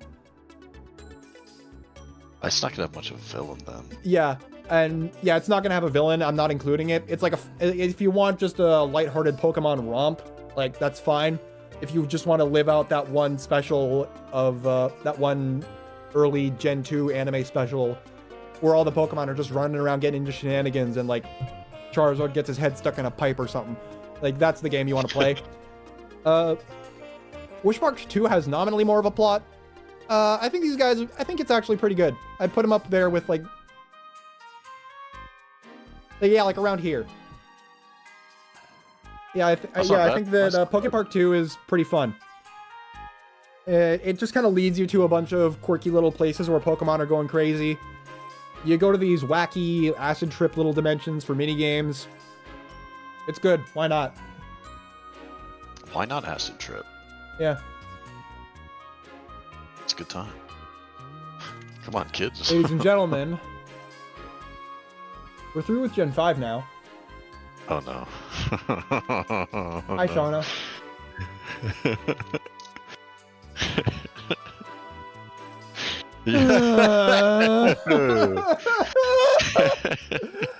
Oh my fucking god. She's looking a little different. What do you think, Evan? It terrifies me greatly. It scares what do you mean? me. This is just normal Shauna, right? I'm not sure about that. I am. I look at that game and this is what I see. That's a terrifying life you lead there, Ludo. Yeah. What do you think of the Gen 6 people? Okay, now hold on. You specifically mean, this crew, right? Yeah, like the nominal rival crew. Yeah, it's a whole lot of... Look, I don't think there's anything I could add that I think you didn't include perfectly in your short. What really sold it for me was you bring up like, oh, they had the whole bit with Shauna where she's like, man, this plot sucks, this is boring. And then they didn't think that, oh yeah, wait, maybe it is. And that just does it for me. If you wanted to do a road trip with a bunch of fun little side hustles where you're just running around Kalos and seeing a bunch of quirky stuff going on. You're seeing a bunch of like all the weird little tourist traps it has to offer and going on a road trip with your crew. That'd be fun. Yeah. That does not involve going up to the giant yarn ball and saying, yep, and walking away. Yeah. Take a photo at least. I mean, come on. Holy fuck. How do you even do that? It's a talent, really, it is, I think. And so, oh, here we go. The rot tier has been christened. Oh. Look at them all down there. I didn't even mention the other ones. Oh. Yeah. Feed them to the fire. Professional oxygen waster. Y'all are great. You're all great. Somebody in the comments said that Tierno should have been in Oras because he's made for contests, and I'm just like, do you want that? Do you really want that? Do you really want a character whose only trait is that they have a dance emote? Careful what you wish for. You just might get it. Yeah. Tierno just gives you tutorials. The main rival is just they're kind of the least engaged with of any of them. Wolfie is a Pokemon villain. I don't know, like the competitive guy?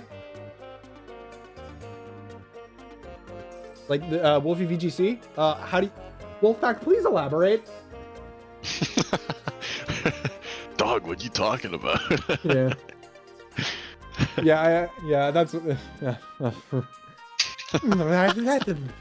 This is what Gen 6 makes me. This is what happens to me. This is the easy bit too, dude. This is the run-up. Wolfie ate my family. Certainly sounds like a villain. Yeah, and the best part about Serena is that she thought that stopping a guy was the same as being the guy because you used violence.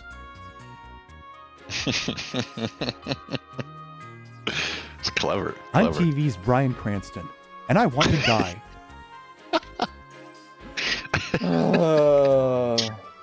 Guys, we got a celebrity spot. Did you know that Pokemon is incapable of saying anything? Well, it's got a lot to say. It's none of it good. Here he is. Here he is. Here he is. Everybody get your kicks in now. Evan, what do you have to say about his physical appearance? I want to dump him in boiling milk. I think I need to grab him by the feet, dip his head in Cool Ranch, and then take a bite. The stand user could be anyone. Really good it looks bit. like Elon Musk went off the deep end. This is Elon Musk at night. This is him when he takes off his rubber mask. Elon Musk would unironically want to look like this, I think. This is what Elon Musk thinks he looks like. He's got Elon Musk would... You don't get that kind of weird ass beard without some chin surgery. The beard, brother. What about his hair? Look at him. Brother's his beard two-dimensional. has spikes. Oh, listen, it's not without its own sins. Let's start one thing at a time.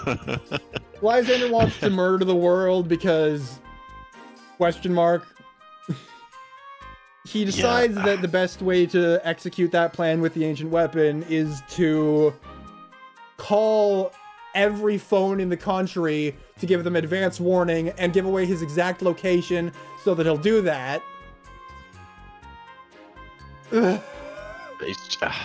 He's incompetent. He's annoying. Lysander was rewritten in the Pokemon anime to be more like Ozai from Atla. I don't.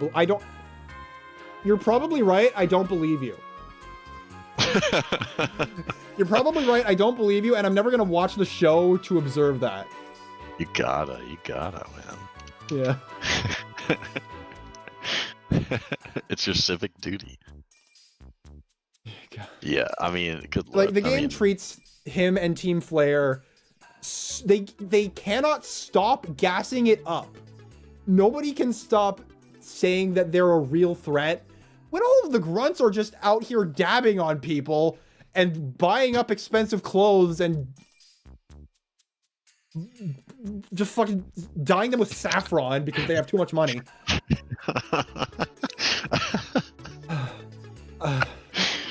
Yeah, it's... Lysander is baffling to me. Man, people kind of liked N because he was kind of complicated. What if we decided that Paris syndrome wasn't good enough? What if we didn't showcase any threat to anything? It's just weird. Like, Lysander to me is like a two-parter. Like, why he sucks so much is because, like, just him in isolation is not good. But then, like, every part about him is bad in different ways. Seeing that. He's like the whole world, how they react to him is awful as well. It's bizarre. It takes you out of it. Yeah, like, there were two things I called him simultaneously in my short. I called him word I probably shouldn't say. I called him and I called him a Mary Sue. Like, yeah. Like, what else is there? Yeah, no, it's this true. Man is Empress Teresa. It demands your respect, but it's just kind of an idiot. And also just doesn't have, it's just not interesting. God. It's rough. It's rough. He's not the worst thing about Gen 6, by the way.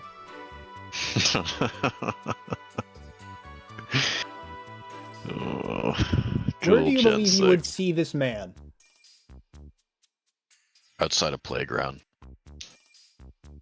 I believe he would build the playground. He would build the playground. And you'd have like a in big, Madagascar. And if anybody goes down the slide, there would be spikes. You'd have like, you know, like one of those like boxes that you prop up with a stick and it's attached to string and you yank it. You want to catch like a rat or something? He'd have that at the bottom. I hate this man. This is a bit of an offshoot. I've never seen like a character design I've hated more than this. I despise everything about this fucking character design. It makes me so mad. I dislike him greatly.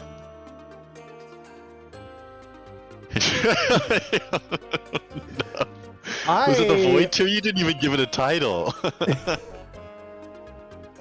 I use immune to neck snaps, actually. That's a good point. I was wrong. He's goated. The only scene that matters with Zerosic is either in the power plant or under Lysander Lands. I don't remember and I don't care. He presents you with 2 buttons. One of them will trigger, he says one of them will trigger the ultimate weapon, and he tells you to press one. What I would do in that situation is burn him to death with a Charizard. And then what you're not allowed to do with that, in that game is leave, because he yells at you if you try to. And when you press a button, he says it's your fault.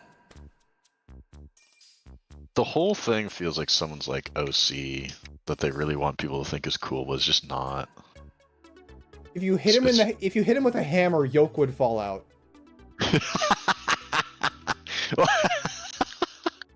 That would be terrifying. I wouldn't even be satisfying. That would scare me. I want to see a man get yoked. What level of misunderstanding the idea of fiction does it take in order to try and sell that? Like, that's not causality. It's cinema.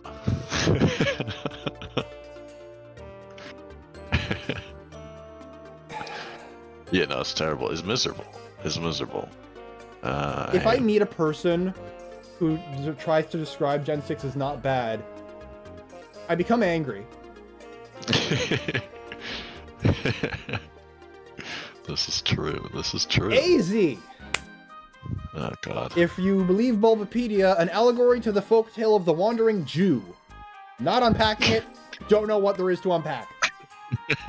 Don't go near that. If you have a 10,000-year-old king who nukes the fucking planet,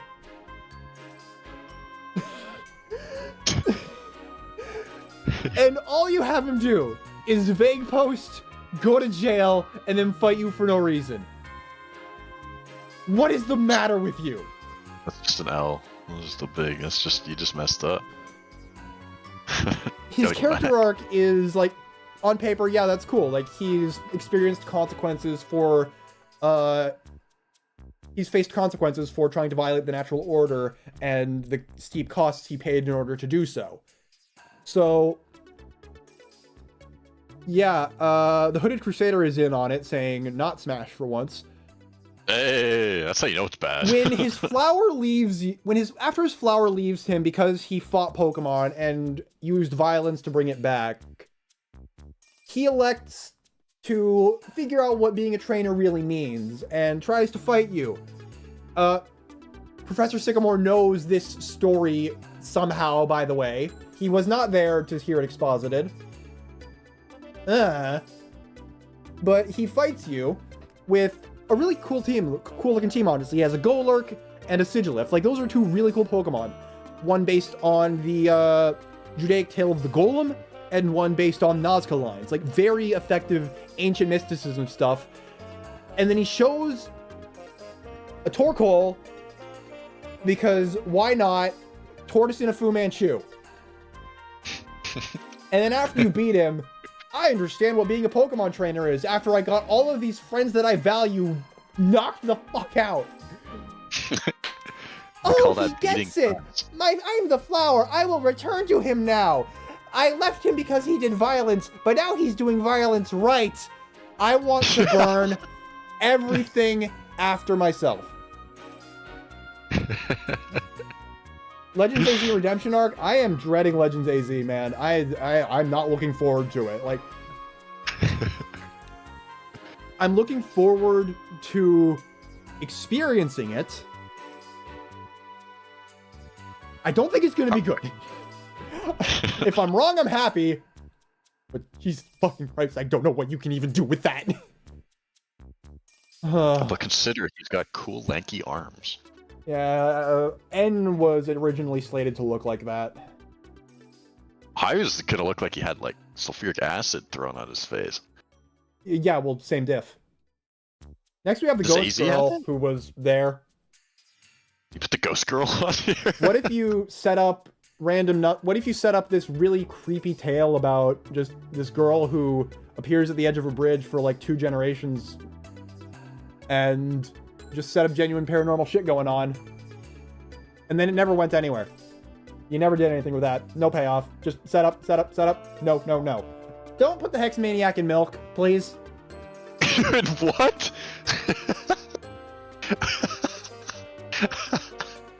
You people are down horrendous. Wait, when did we add a milk tier? We have no milk tier. I don't know, the people have spoken. Toaster Gopher is their own thing. You can keep your own tier list, and you can add as many milk tiers as you want. I think that's a good compromise. That's democracy at work. Unfortunately, during the main story, I was not able to kill Zorosic, so he was allowed to return for post-game. No, bad. Okay, you absolutely... I'm gonna...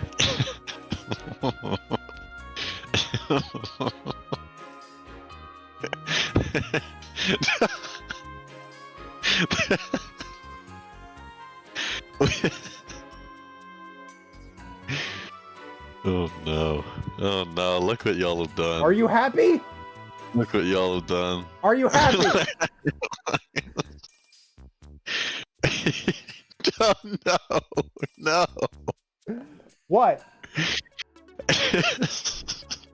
She's in a microwave-shaped jar. It's fine. A microwavable jar. Oh boy. This is a good list. I like this list This so is far. Essentia. I don't care. It's like the weird post-game stuff with Looker. We learned Looker lore that he had a Pokemon partner who died. Sure would be cool to see that happen. Unfortunately, I was not able to kill Zorosic during the main plot, so he managed to come back and brainwash this girl who's just like pure innocence, like innocent orphan, Victorian orphan thing. I don't get why she's there. I don't see the point of anything if, like, she just gets brainwashed and doesn't remember anything she does in this suit, and it's remote-controlled suit, so why even bother having her be there? Why isn't it just a robot that Zorosic made? I'm going to beat people to death with a hammer. Yeah, it doesn't belong down there. It's just like, it's very much just in the realm of whatever put into... Yeah. Oh man, it's pretty whatever, it's pretty nothing. Oh, you can't breathe, Toaster Gopher? Yeah, you did that. You did that. You did that to yourself. Look what you made me do. So much influence they have over the outcome of the stream. Yeah, this is something I genuinely kind of regret talking about. This is Zinnia from Oras. Zinnia the Dragon Keeper. She's in the Delta episode of Omega Ruby Alpha Sapphire. Love her design. Yeah, she looks amazing. Like, look at that. She's got, like, instead of the Mega Bracelet, she's got an anklet. Awesome. Peak. Your first crush. Nice design. Yeah, Yeah, that does she look looks really great. cool, Like, I wish I do want to like her a lot. She is cool. But, like, she's just running around stealing shit because she wants to stop a meteor. And she thinks that the solution offered by, the jar tier is not for sexy people. This would be a brilliant time for someone to tune in. Watch this. You see this shit? We're not... I can't keep... No, I killed X-Maniac. We're done.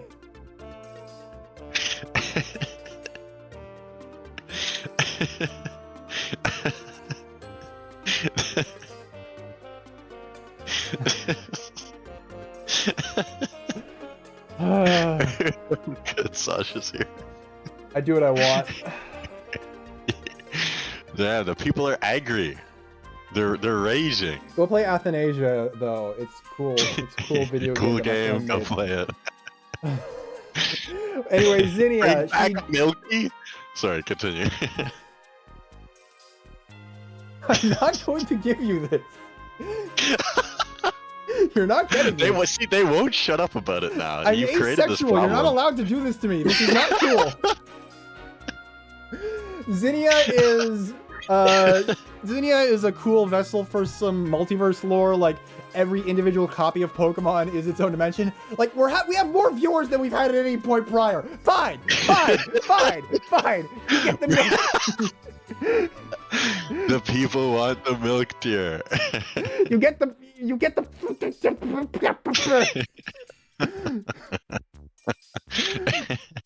I'm passing. You can't ban them all. There's too many.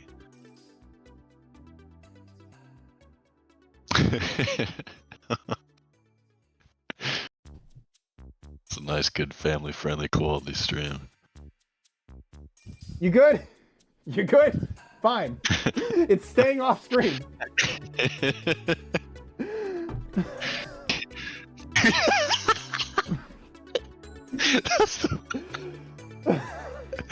This is brilliant. This is great out of context. I love it. There's no way this video's monetized. Probably not. I think when we passed that a long time ago, We're though, here to I think have fun. no use crying over that spilled milk. Once again, asking where hit villain Cue Ball Paxton is. Who are you? What is that? Is that a spell? What is Cue Ball Pax? I'm googling that. Okay, you do that. You do that. Cue Ball I'm sorry, Zinnia. You've been overshadowed by Coomers. How relevant. It's a traitor. Yeah, Cue Ball may be referring to their bald heads. I think she's functional. Yeah. Like, I think that if I wanted to jerk off the lore and say that, like, oh, she introduces so much irrelevant lore, because I don't like the whole multiverse shit that they pull off here. I'm just not a fan of that. Best. But just in the pure scope of what she does, she's running around stealing shit, being a little goblin, trying to stop stuff. She's the last of an ancient tribe. And she wants to be worthy of Rayquaza. She should have been. She's the harbinger of some cool shit and some dumb shit. She does her plot role well. She's a very mixed bag. There's parts of her that are tight and parts of her that I would call incompetent. It's a split down the middle of functional, I suppose. Yeah. It's a shame. That's a cool setup and a great design. It's a bit of a waste. Yeah. Alright, well. Anyways, Up next. we are back to Abstract Spin-Off Hell. Say hello to Dark Matter, John Kirby. This is the orb. Sheen, this is the third time you've shown the orb. Yeah, but this orb, it's literally the bitter cold exactly, but I kind of like it a lot more. Yeah? How come? Pokemon Super Mystery Dungeon, I'm genuinely like very positive on. I haven't beaten it because I've just not. It's taken a long time to get going. Okay. Zesty Voyage. Zesty Voyage. I'm hovering over the button. I'm hovering over the button. No, don't snipe him. 10-second timeout. You're fine. Got away with the slap on the wrist. Yeah.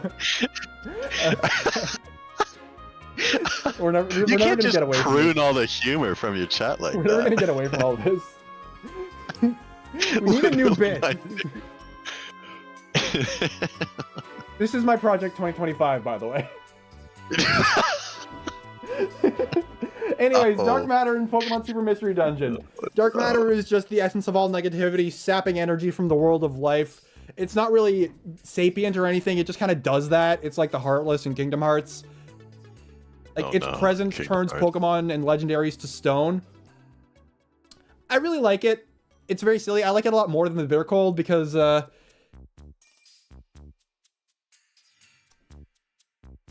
Sir, don't you fucking reference Rada's stream right here. That's like, I'm going on a pretense of originality, okay? Damn, I had to stare him down like that. Yeah, Rahdo's pathetic aesthetic streams are the best thing ever. Man, I wonder why I formatted this the way I have. But Dark Matter is really fun. It's just one kind of everybody's first Pokemon fanfic. Interesting way to put it. Yeah, and that does sound derogatory, but I do like it a lot. Super Mystery Dungeon is just that in general. It's very Pokemon fanfic in the sense of having this like very like generic high concept villain, and in the sense of it does a really good job with the fact that the characters are kids. Like, instead of going to the guild or setting up your own little paradise, you go to school.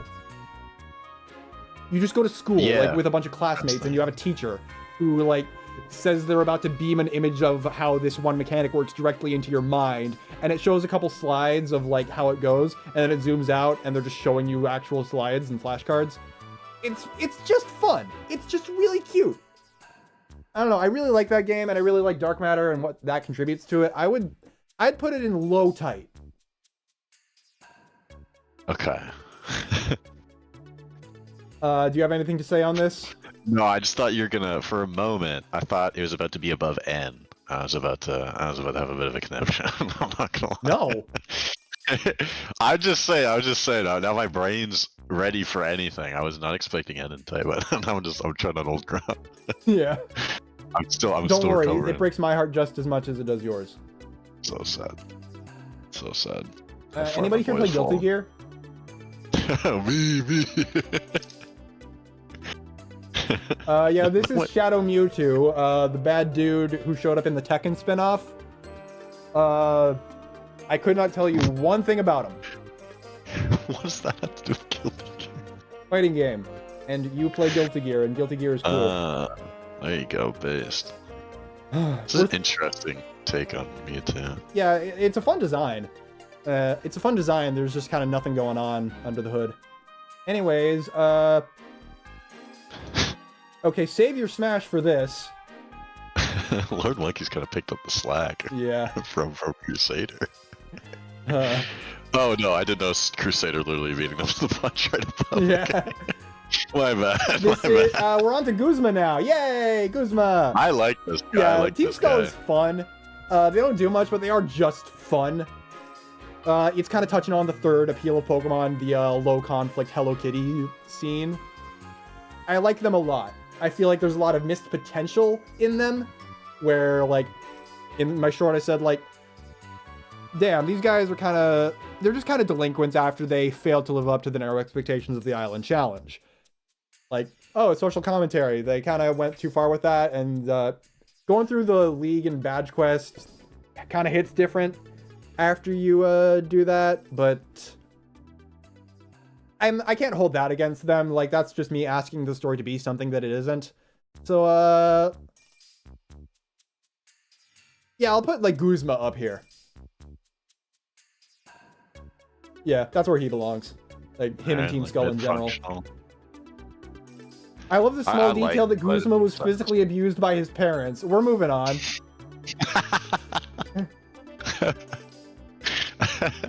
I don't know where I am. It can't be too different from hell. Again, smash. Yes, no. Smash or pass. It's a survey now? Is this all you people care about?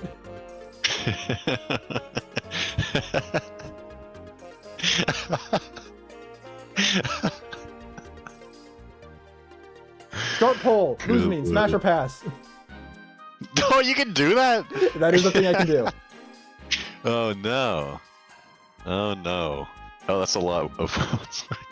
Oh, I can. Let's go. 86% smash. Oh, it went down. It went down. I really like Luzamine. And the Ether Foundation. It's a really fun cosmic horror. She's just crazy. She's fallen in love with the jellyfish thing. And she's fucking abandoned her children in favor of it. I love I the love implicit stuff of Type Null being a beast killer that was abandoned research as she started to actually like love it more and more and get obsessed with it and not want to see any of it come to harm. I really like that angle on her. I think that merging with the Mother Beast is just delicious symbolism. And like on that merit, I would give her cinema. I'm gonna knock her down to tight because A, you don't get to fight the space octopus. B, Ultra Sun, Ultra Moon. I can't believe C, there are some post-game details that just completely absolve her of everything. She only did it because she was like infected by Nihilego's neurotoxin or something, which like, why would you bitch out of Pokemon Cosmic Horror? Yeah, it's sad for me too. I think the concept is incredible in a lot of different ways. I can't believe you don't fight her. I can't believe it. It makes me so mad. Yeah, like I think that's the only thing that's going to put her below the Pokestar Studios because she specifically fails where Pokestar Studios succeeds. It's so sad. Yeah, it's so sad. It's a travesty, man. It is terrible. Yeah, but you know what is even more of a travesty? Uh-oh. Uh-oh. Where the fuck did I put it? Where did I put it?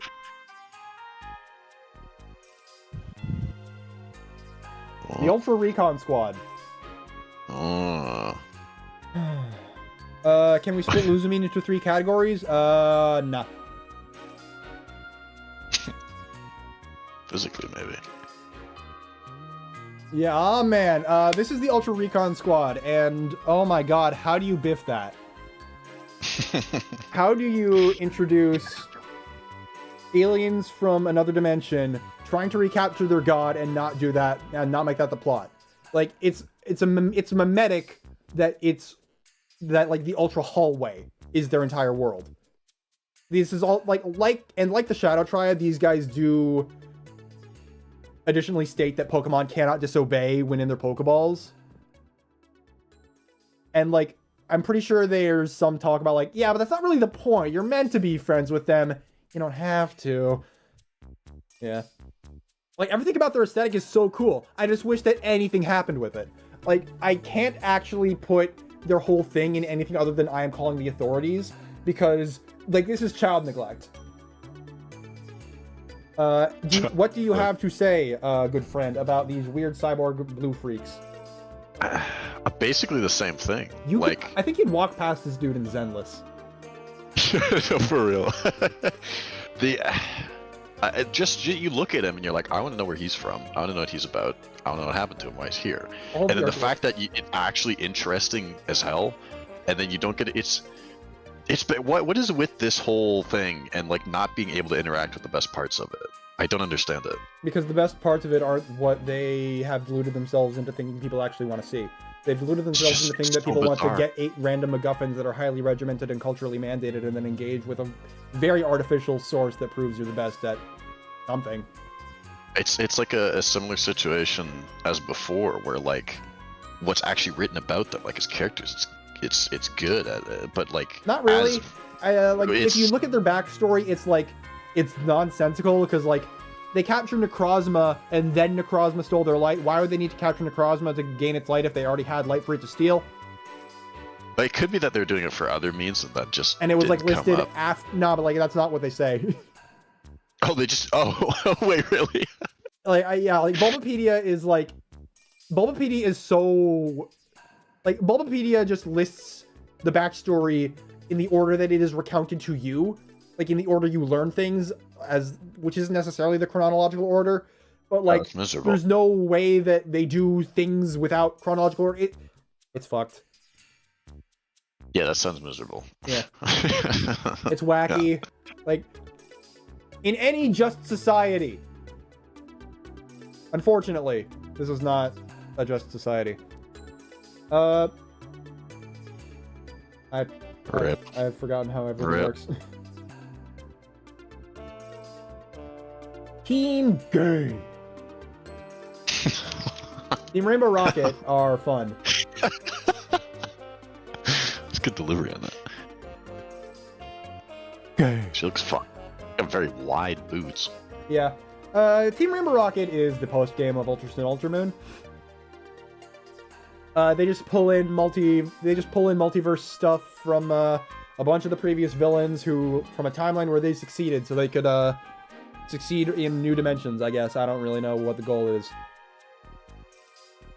But they are Team Cheap crossover, but like, the story's already done, the credits have rolled. I'm not really gonna complain about them, they're fun. Like, if you think that Team Rainbow Rocket pulling together the Masters of the Universe isn't kind of tongue-in-cheek, I don't know what to tell you. Like,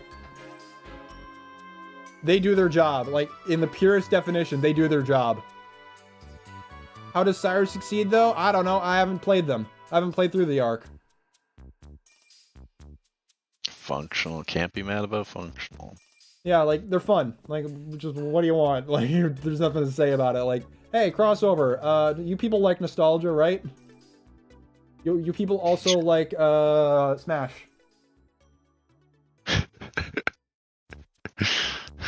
Oh, no. So, yeah, new poll.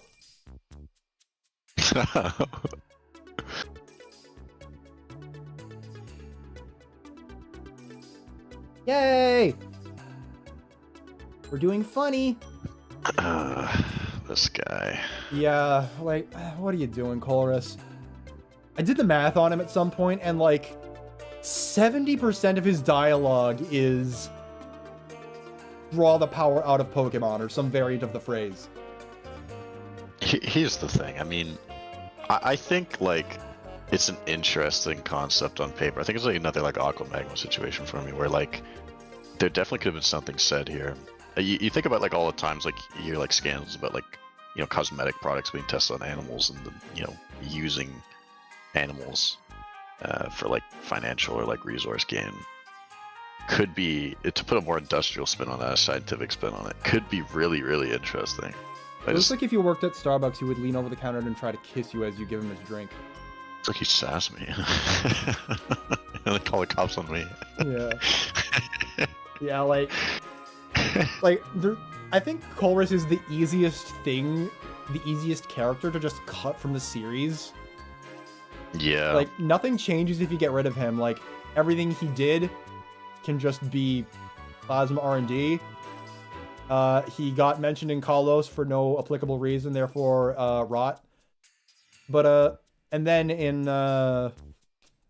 Alola, he participated with, like, some dimensional thing to get Team Rainbow Rocket out of there and prevent Christian's dimensional merge. But, like, Alola already had, like, 2 whole tech geniuses on hand, so, like, I don't know, what are you even doing, bro? Didn't Bro create a weapon to freeze the city? Yeah, as said, you can just say that it was Team Plasma R&D that did that. It's no different. Like, nothing changes if he leaves. Like, if it is weird to have those ones like there as well. Like, just have him. I don't know. Yeah. Can't even shine in his own. At least he's hot though. You know who's hotter? Don't ask chat that. I'm scared of what they'll say. We are not on to Gen 8 yet. No. You think we're out of this? You think we're away? You think we're ever going to be free? Fools! You think we're ever going to be free? Don't put him in rot tier, that's just me. I'm not putting him in rot tier. Pokemon Detective Pikachu is a movie? How many of y'all have seen that? I gotta confess. No, like, this isn't just Businessman, this is Ryan Reynolds. As a concept. Yeah. I did not finish it, man. Yeah, like, I gotta watch it with you sometime, and I won't spoil what goes on, but, like, the villain of that movie is, it gets weird. I don't know why they decided to take that direction with it, but, like, I'll be real. I love the movie. I like Ryan Reynolds in that movie. It does make me... It is impossible to take without a pinch of irony. Like, the villain of that movie... I don't know why they went that direction. It's just... I don't know why they went that direction. That's kind of it. Like, it's cool. Cool stuff happens, but like, I don't know why they did that.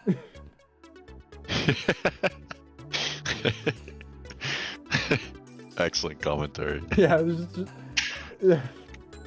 like you set up it's very focused on like the science of things and mutation and junk, and then they just do something else.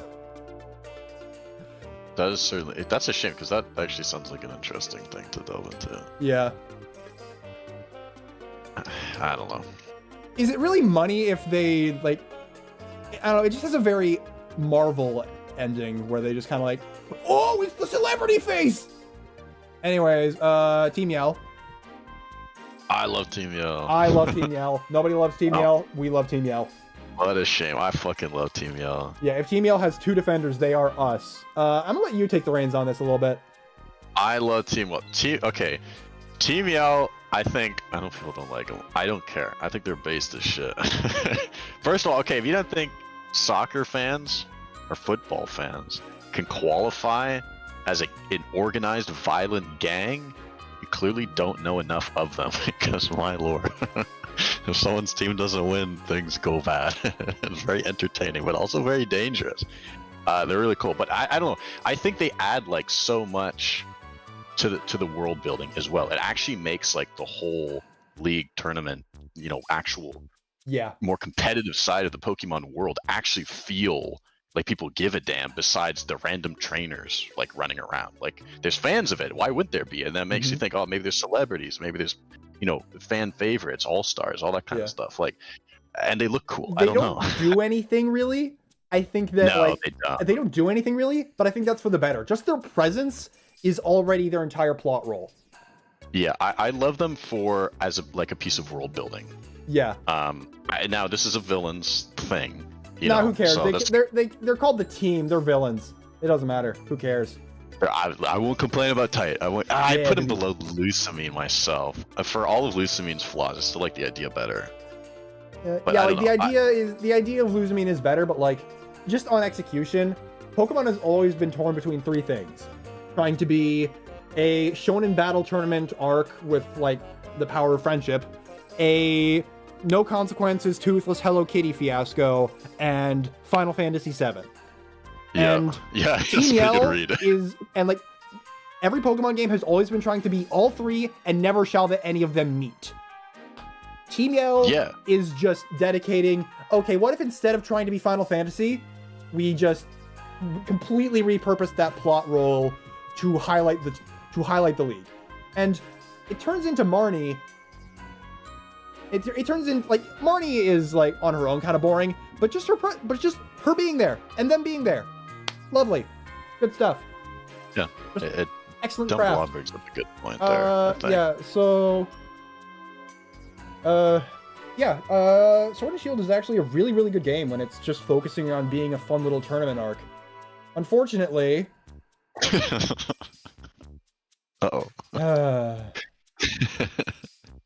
I am softer on Chairman Rose than most people. I am not positive on Chairman Rose.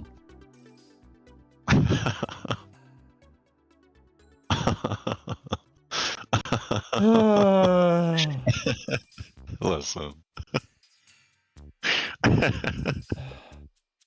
Here he is. I will say right now, he is not going into rot tier. Interesting. Interesting. The whole reason that people dunk on his plan is because he couldn't wait a day. And he has every resource available to him to force Leon to do his stuff with him. But like, there's no time pressure for you. If they added time pressure for him, you could make Leon into the bad guy for like sticking to his guns, and at least everybody's consistent character-wise and not actively. And like Leon's kind of characterized as a stupid himbo already, and that's fine. Like, it's really bad. I'm not gonna say it's good. It is the easiest fix in the goddamn world. And I don't know, like, he's definitely not as bad as Lysander just based on that alone, because, like, if you look at him, you can think that if you look at him, he's normal. But, it's somewhere between the authorities and incompetent. Yeah, probably it's incompetent. Damn. He dodged rot tier by a whole tier. Yeah. Oh, never mind. I mean, they're still there. It's fine. Everything's normal.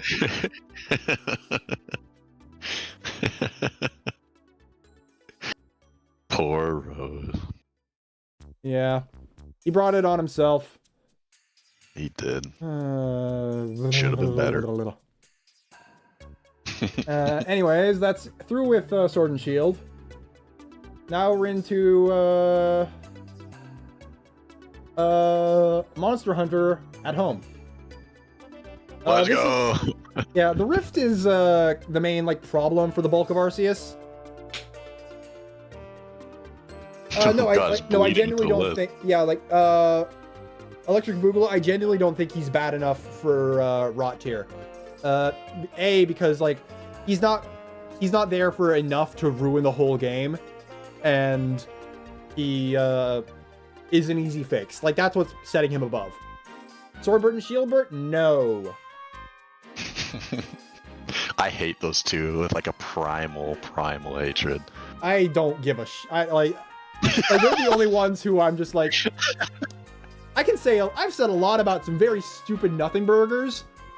I generally have nothing for them. Like there's not I don't have a reason that they're like not interesting. It's just like I don't know why you did this. I'm not gonna dignify it.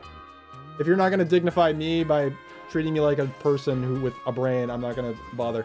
Anyways, Legends Arceus. Big hole in the sky. Big hole in the sky. Strikes things with lightning. Makes them angry. Scary. I am not a fan of the Rift Dilemma. Like, I think that it's kind of just in the same way that it's a step above badges. Not a big step. Not big. Yeah.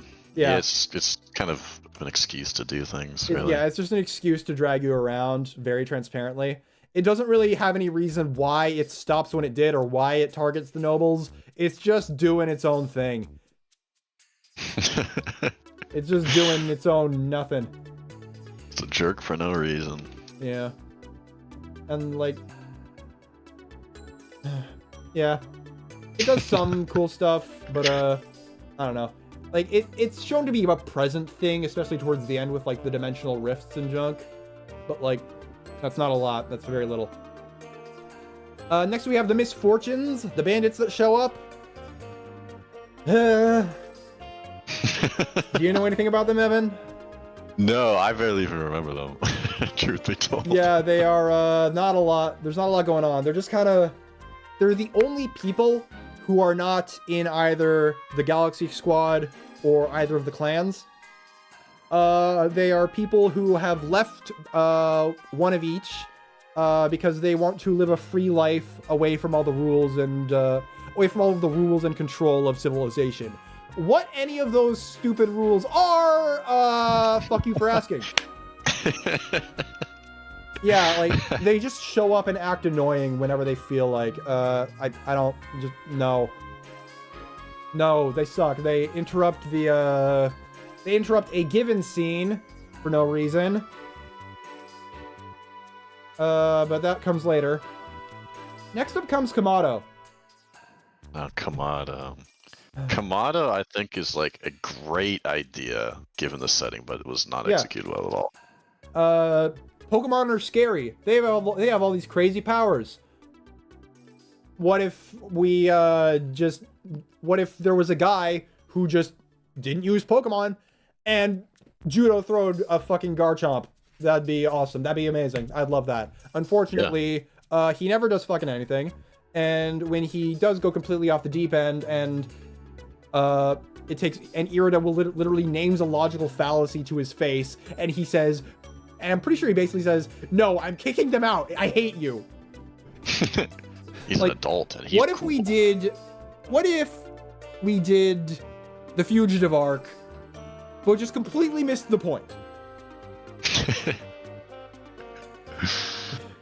Yeah. I think they need to fundamentally change like the way the world building is delivered in RCs for him to work. Like you can still he has a Pokemon team. Yeah, he has a Pokemon team. Like it's like if you want like, again, this was the perfect opportunity for me to just use Bubble Beam on a man. Yeah, like it's or any substitute. I can use Milk Drink with my Miltank and heal him for XP grinding. I'm gonna stop talking. Don't add him to the milk tier. Add him to the milk tier.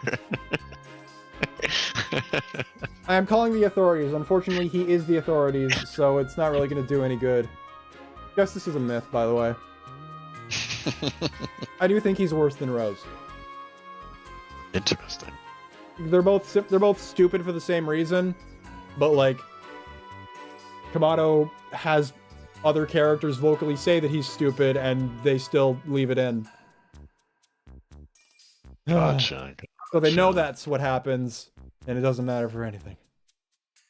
I'm very tired. Don't stop dancing yet, monkey. I think you have some... No, I think it's your turn to dance, because you have some things to say about this. Oh, what is it? Wait, the stream's delayed. Let me see.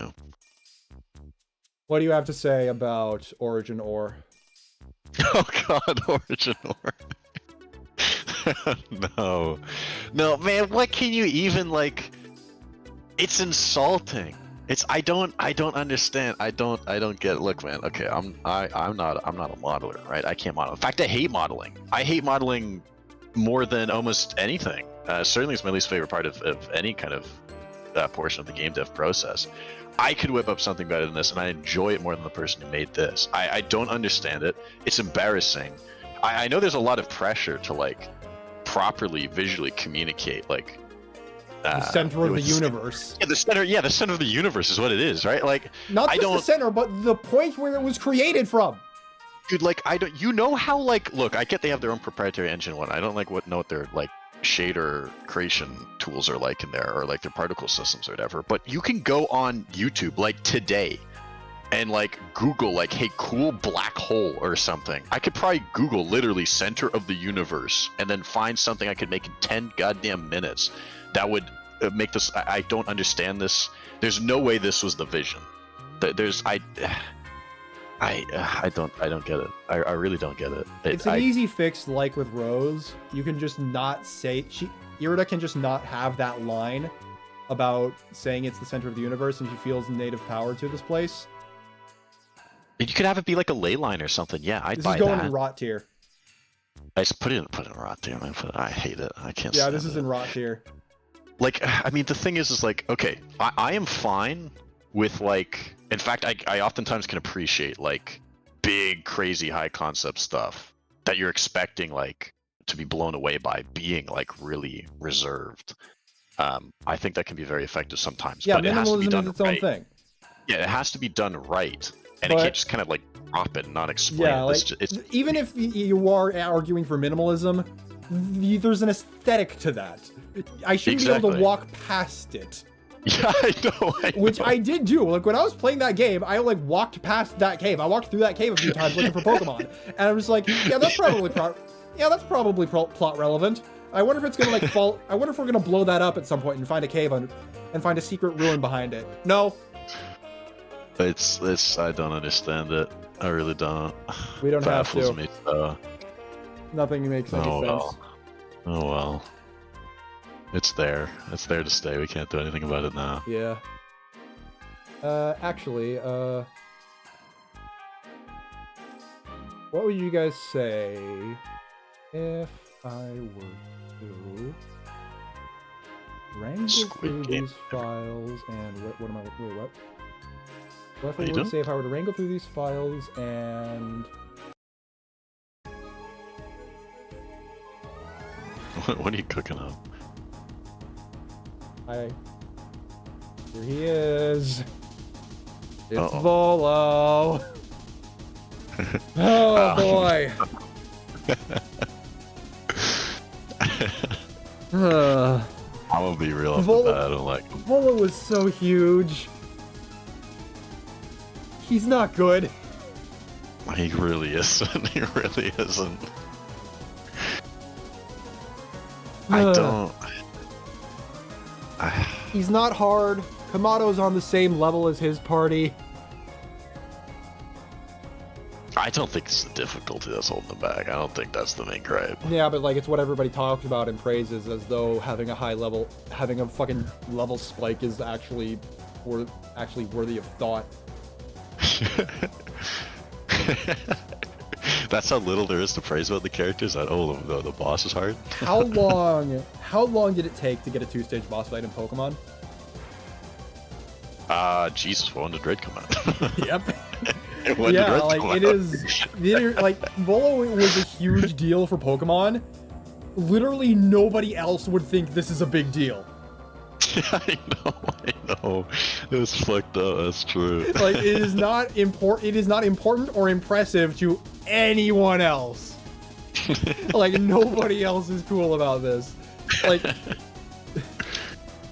Yeah, nobody else would be cool with Volo here. Like, I'm tempted to put him in here just for the brain rot of how people talk about him, but no, I can't do that. I can't do that. No, do him honest. Yeah, I gotta put him in, like, I'm calling the authorities. Yeah, well, Dark Matter and Bitter Cold weren't Game Freak.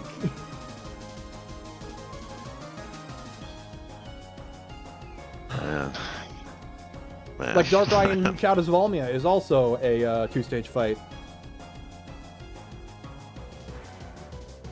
Yeah, like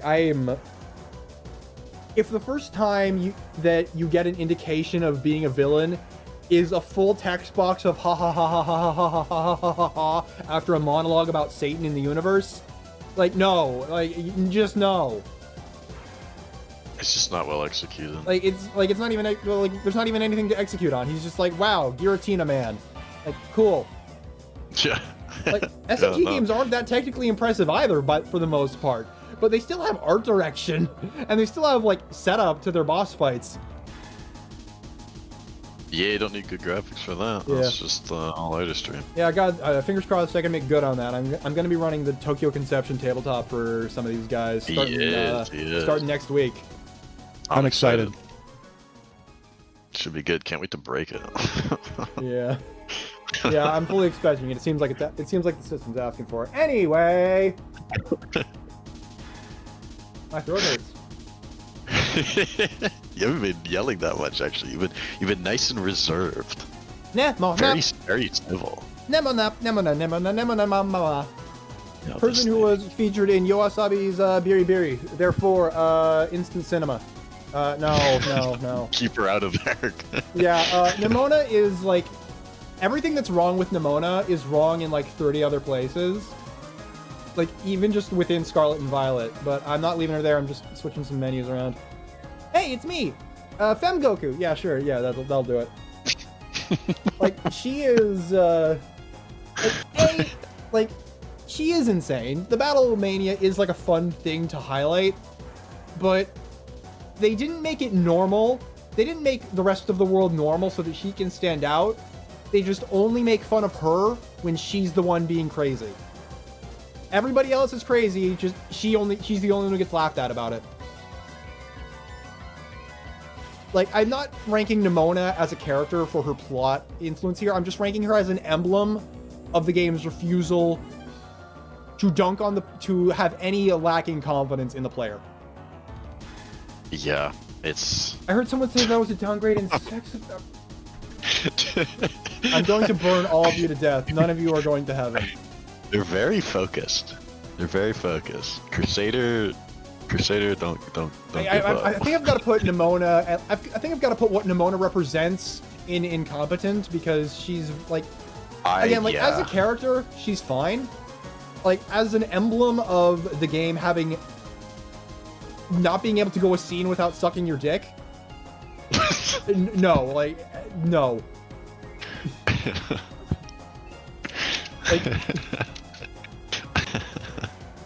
Like I was just given a duck. Why am I being called the Second Coming? The second, huh? Sorry. I'm gonna time you out. Just boot me from the Discord call.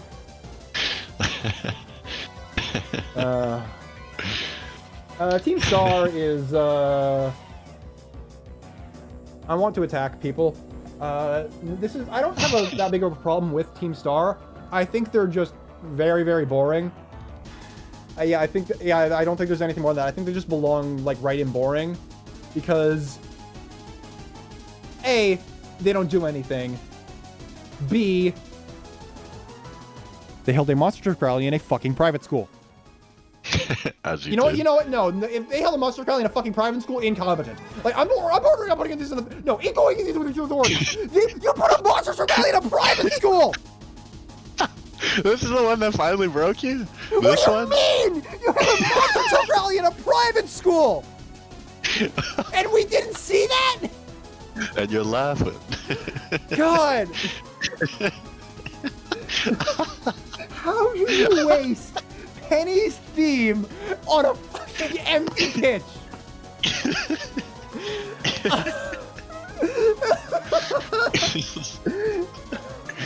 Oh dear.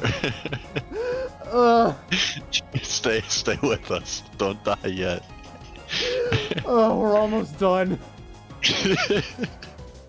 One way or another. Oh my god. I mean, which brings up a good point. It is the budget. Yeah, but like... Which, I mean, like, maybe is You can among the most also just not understandable write. excuse. You can also just not put that to me in a 5-minute exposition dump over the course of a single shot. That's asking for way too much now. Competency, you can't do that. Can't do that. At least like some renders of it while it was happening, as they're like people are like running away from the truck in the middle of the pitch. It happens in the middle of a soccer game. It'd be great. Yeah, it's just Rocket League. No. Dead crickets cost like $200 for a box of them. You gotta, like, you don't oversell their budget here. Like, I'm not even asking for good writers. I'm asking for writers that know their limits. Play with it. Yeah. No, well, I mean, it's not like Pokemon is uniquely vulnerable to, like, you know, running out of time or budget cuts or something like that. Like... Elon Musk has returned. What does that mean? It means AI Turo. It means Turo is on screen. Oh, God. Yeah, Turo's pretty nice. I'd go as far as to call it tight. Like, it's on the low end of tight. Yeah, well, I remember. I think you streamed this whole situation, right? Yeah, I did. You were there. Yeah. This one was surprising. I only came in for that bit, so I can't really speak to any of the build-up or his characterization outside of that. But like, that he was doesn't show. have much of any dialogue prior to this. Like, the only time you ever see him is when he's on a video call with the academy head, and another one where he says like, "Hey, there's something kind of dangerous roaming out in the desert. Mind dealing with that?" You young child. Yeah. But like, if any of you saw that stream, I was freaking out when I saw what he did. I can't rank him as high as I want to, because like, in a vacuum I love it to pieces. In a vacuum I would call him cinema. It takes so long to get there. Like, there's just a whole ass game you gotta play. 10% of it is lag before you actually get to the part that is interesting. I've forgotten that I still have the Cynthia music playing. Hold on. Mantis Man. Based Portal reference. Think. We're playing Ghost Fight. Yeah. The graphics look like shit though. Yeah, they do, but the art direction is really, really good in Area Zero. So yes, about the art direction. Where I just put him tight. Yeah, like I think realistically he'd be around here, but like just for the fact that I have to wait so damn long to get to him, I'm like putting him down here. Yeah. It bites. It bites. It hurts me. I mean, you do what you gotta do. How do I represent Area Zero in an image? This'll do. This will work. We're not done quite yet. We got a few more to go. How did you even make that? What did you do to that image? Yay! I just looked at it. I looked at it really hard. This will be Pokemon games in 2014. Okay. Yeah, Area Zero is a really fun place. I love the fact that it's just, damn, you give it art direction, you give it a fancy world for me to hang out in. Full disclosure, I didn't expect this, I didn't consider that some of these would start wrapping around. So yeah, I'm having to fucking micromanage everything and keep the normal people right insane. I would have to put Area Zero, like, for managing to bother with art direction, yeah, I think it would go here. Like the whole area, like the entirety of Area Zero taken holistically, like the journey down, like all of that, everything. There's like, you like spoke to your companions and stuff actually too. Yeah. At least after the fact, right? Like that's depressingly not too common in yeah, these like games. as you're running down, your companions will just banter banter between each other, and they're fun. Yeah. Like Nimona is very normal. Arvin needs a diagnosis of something. Penny's just a stats master, and like that's a fun little crew. I would love to spend a game with that crew.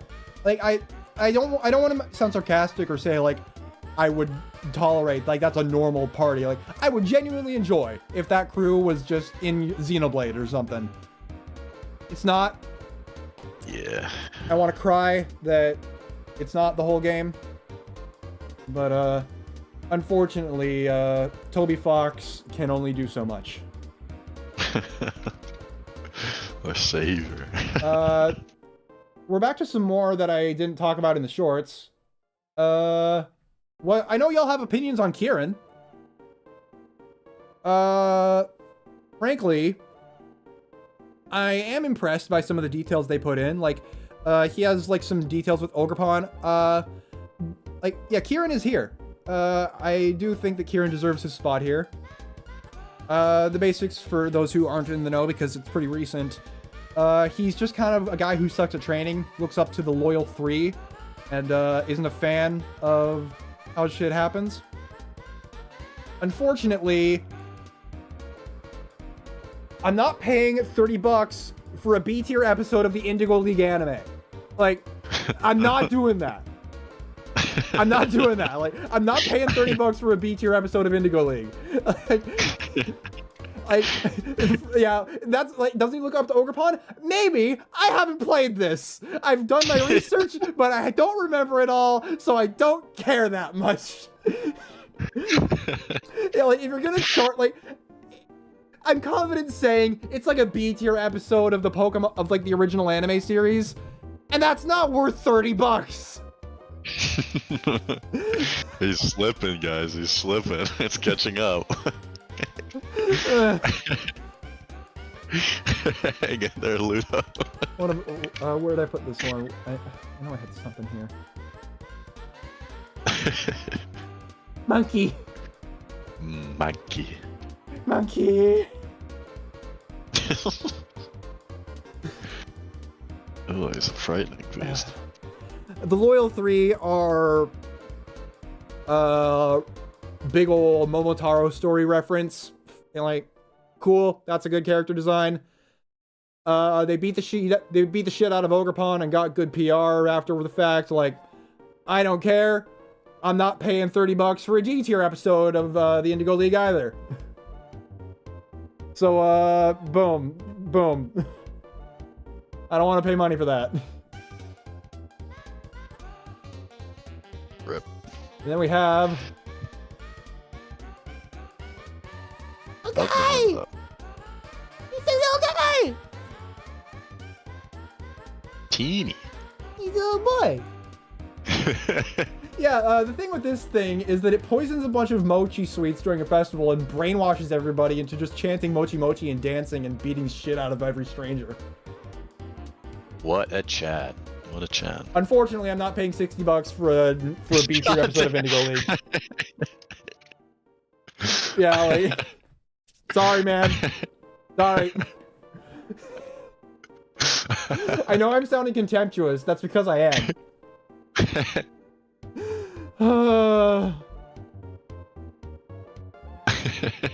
Wait, an event Pokemon?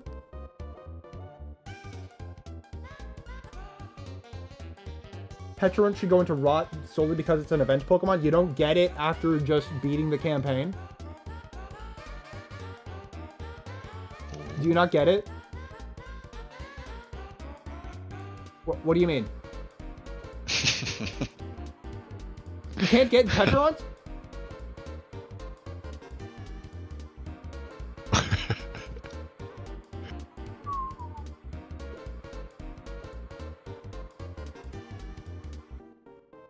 Oh, oh no! I have learned a thing. That is... How do you make it part of the plot and not give it to you? Crumbling. It's crumbling away. Oh, it's bad. Oh, it's bad. The Explorers are my favorite thing that the Pokemon franchise has done in several years. Uh-oh. This is not where it belongs. I'm just leaving it so I can pull up Sexy Boy. This is a Methio of the Explorers in the new anime. The new anime is really good. Yeah, it's just peak Pokemon Adventure vibes. Yeah, I don't got much to say about it. Like, it's really, really fun. Is it still airing or is it done? It's still airing, yeah. That's nice, nice. It's getting like weekly things because cheap anime. Yeah, the Explorers I genuinely really like what they do for the story. They are withheld appropriately. They've got a really fun cast to them. They're all named after stones because Steven Universe had the consequences of Rebecca Sugar have been disastrous for mankind. Yeah. The LGBTQ community is continually harassing the protagonist to try and steal the pendant. Is that a twink? You tell me. He's got a bowler. He's got, what's it called? He's got the little bowler tie or whatever it's called. He stole that off of Gideon Gleeful from Gravity Falls, and that makes him telepathic. It's technically English. If you met a Methio, what do you think he would say to you? I think he'd just be all depressed, like. I think he'd spill his food on me. What would he be eating to spill on you? I'd probably like gruel. With a single square of pineapple in it. That's his birthday present. I don't know nothing about this guy. Yeah, he's a very... He looks like some depressed rich kid. He kind of is a little bit. He's just very, it's his job to pursue Black Liquid, and he kind of goes rogue to pursue it on his own. Sort of Zuko style, I think. Okay. And, yeah, he's kind of the face, the one that they interact with the most often. They're played totally seriously. I genuinely like that part of things. He's very, focused on getting stronger, and, like, he has a decent, like, training episode a time or two. Like, good. I genuinely love Explorers for how it focuses away, how it just pulls away from the badges. Maybe now that Ash is dead and lying in a pit, the series will move on from that and start featuring actual plots with center stage within the century. I'm not holding out hope. People hate the anime because Ash is gone, and I hate them. You should fight them. Yeah. Yeah, so yeah, the Explorers are just tight, man. The Explorers are really tight. So you throw them up there. Yeah.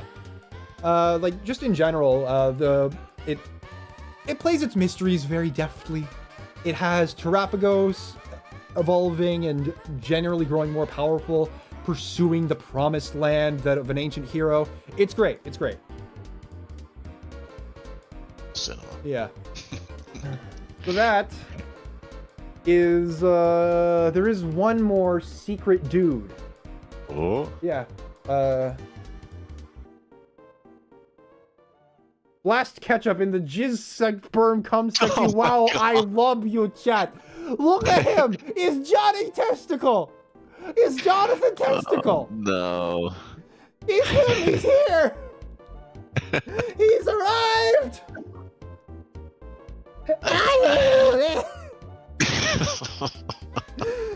Johnny Testicle.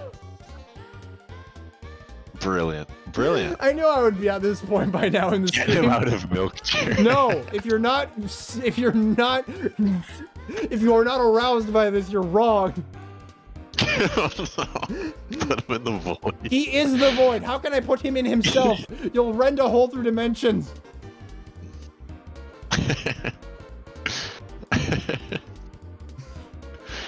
Oh dear. Well, this is a good tier list. Good quality. There tier he list. is. There he is.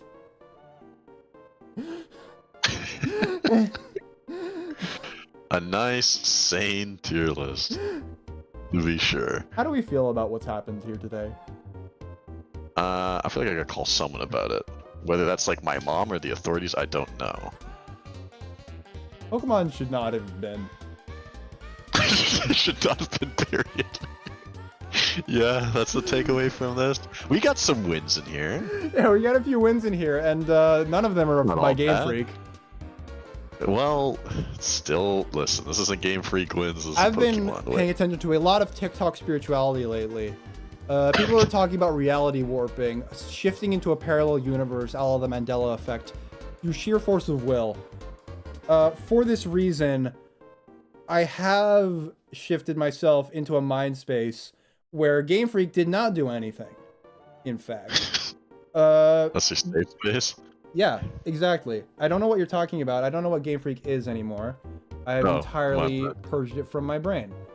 But the thing is that the Monster Collector was invented in Monster Collector Year of Monster Collector University because Atlas is akin to God, and they invented the cross that Jesus was crucified upon.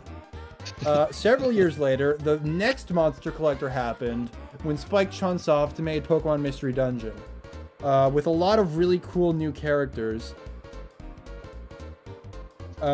including Cue Ball Paxton, who I had sex with in June of this year.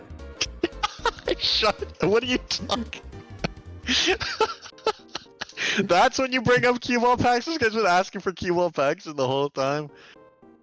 That's when you finally acknowledge it? Reminder to read the Ruby Sapphire Arc of the Adventures manga. I have eaten it. It's digesting right now. Oh, did Ruby just have... I'm not gonna finish the sentence!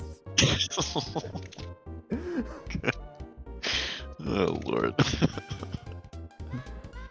He's been taking too many medicines. I need my medicine. Funny medicine. Ah. Mississippi. Brilliant. Well, you did it. So I think we're gonna have to print this off on like an A4 sheet and mail it directly to Game Freak, I believe, right? That was the plan. The plot of Deltarune involves several people engaging in activities, including Dragon Keeper Zinnia. What are you talking about? You've turned into a human magic 8-ball. You just spin things out.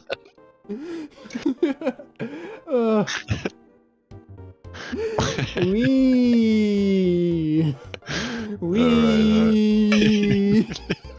Okay, what is the plan here? What's the plan here? The plan here is to tell my children, my wonderful chat children, that the Deltarune video has been in the works for the entirety of the time I've been doing these Pokemon shorts. It's very close to done. This is true. I'm plugging my butt into the Eastern Seaboard and using it to fund the blockchain AI that is creating Deltarune Chapters 3 and 4. The reason it's not out yet is because the technology producing it from the purest ether is not robust. Homestuck is not real. Everybody you ever met is lying to you about the fact that they love you and the fact that they hate you. They're just lying and they don't know that you're real. Fun fact,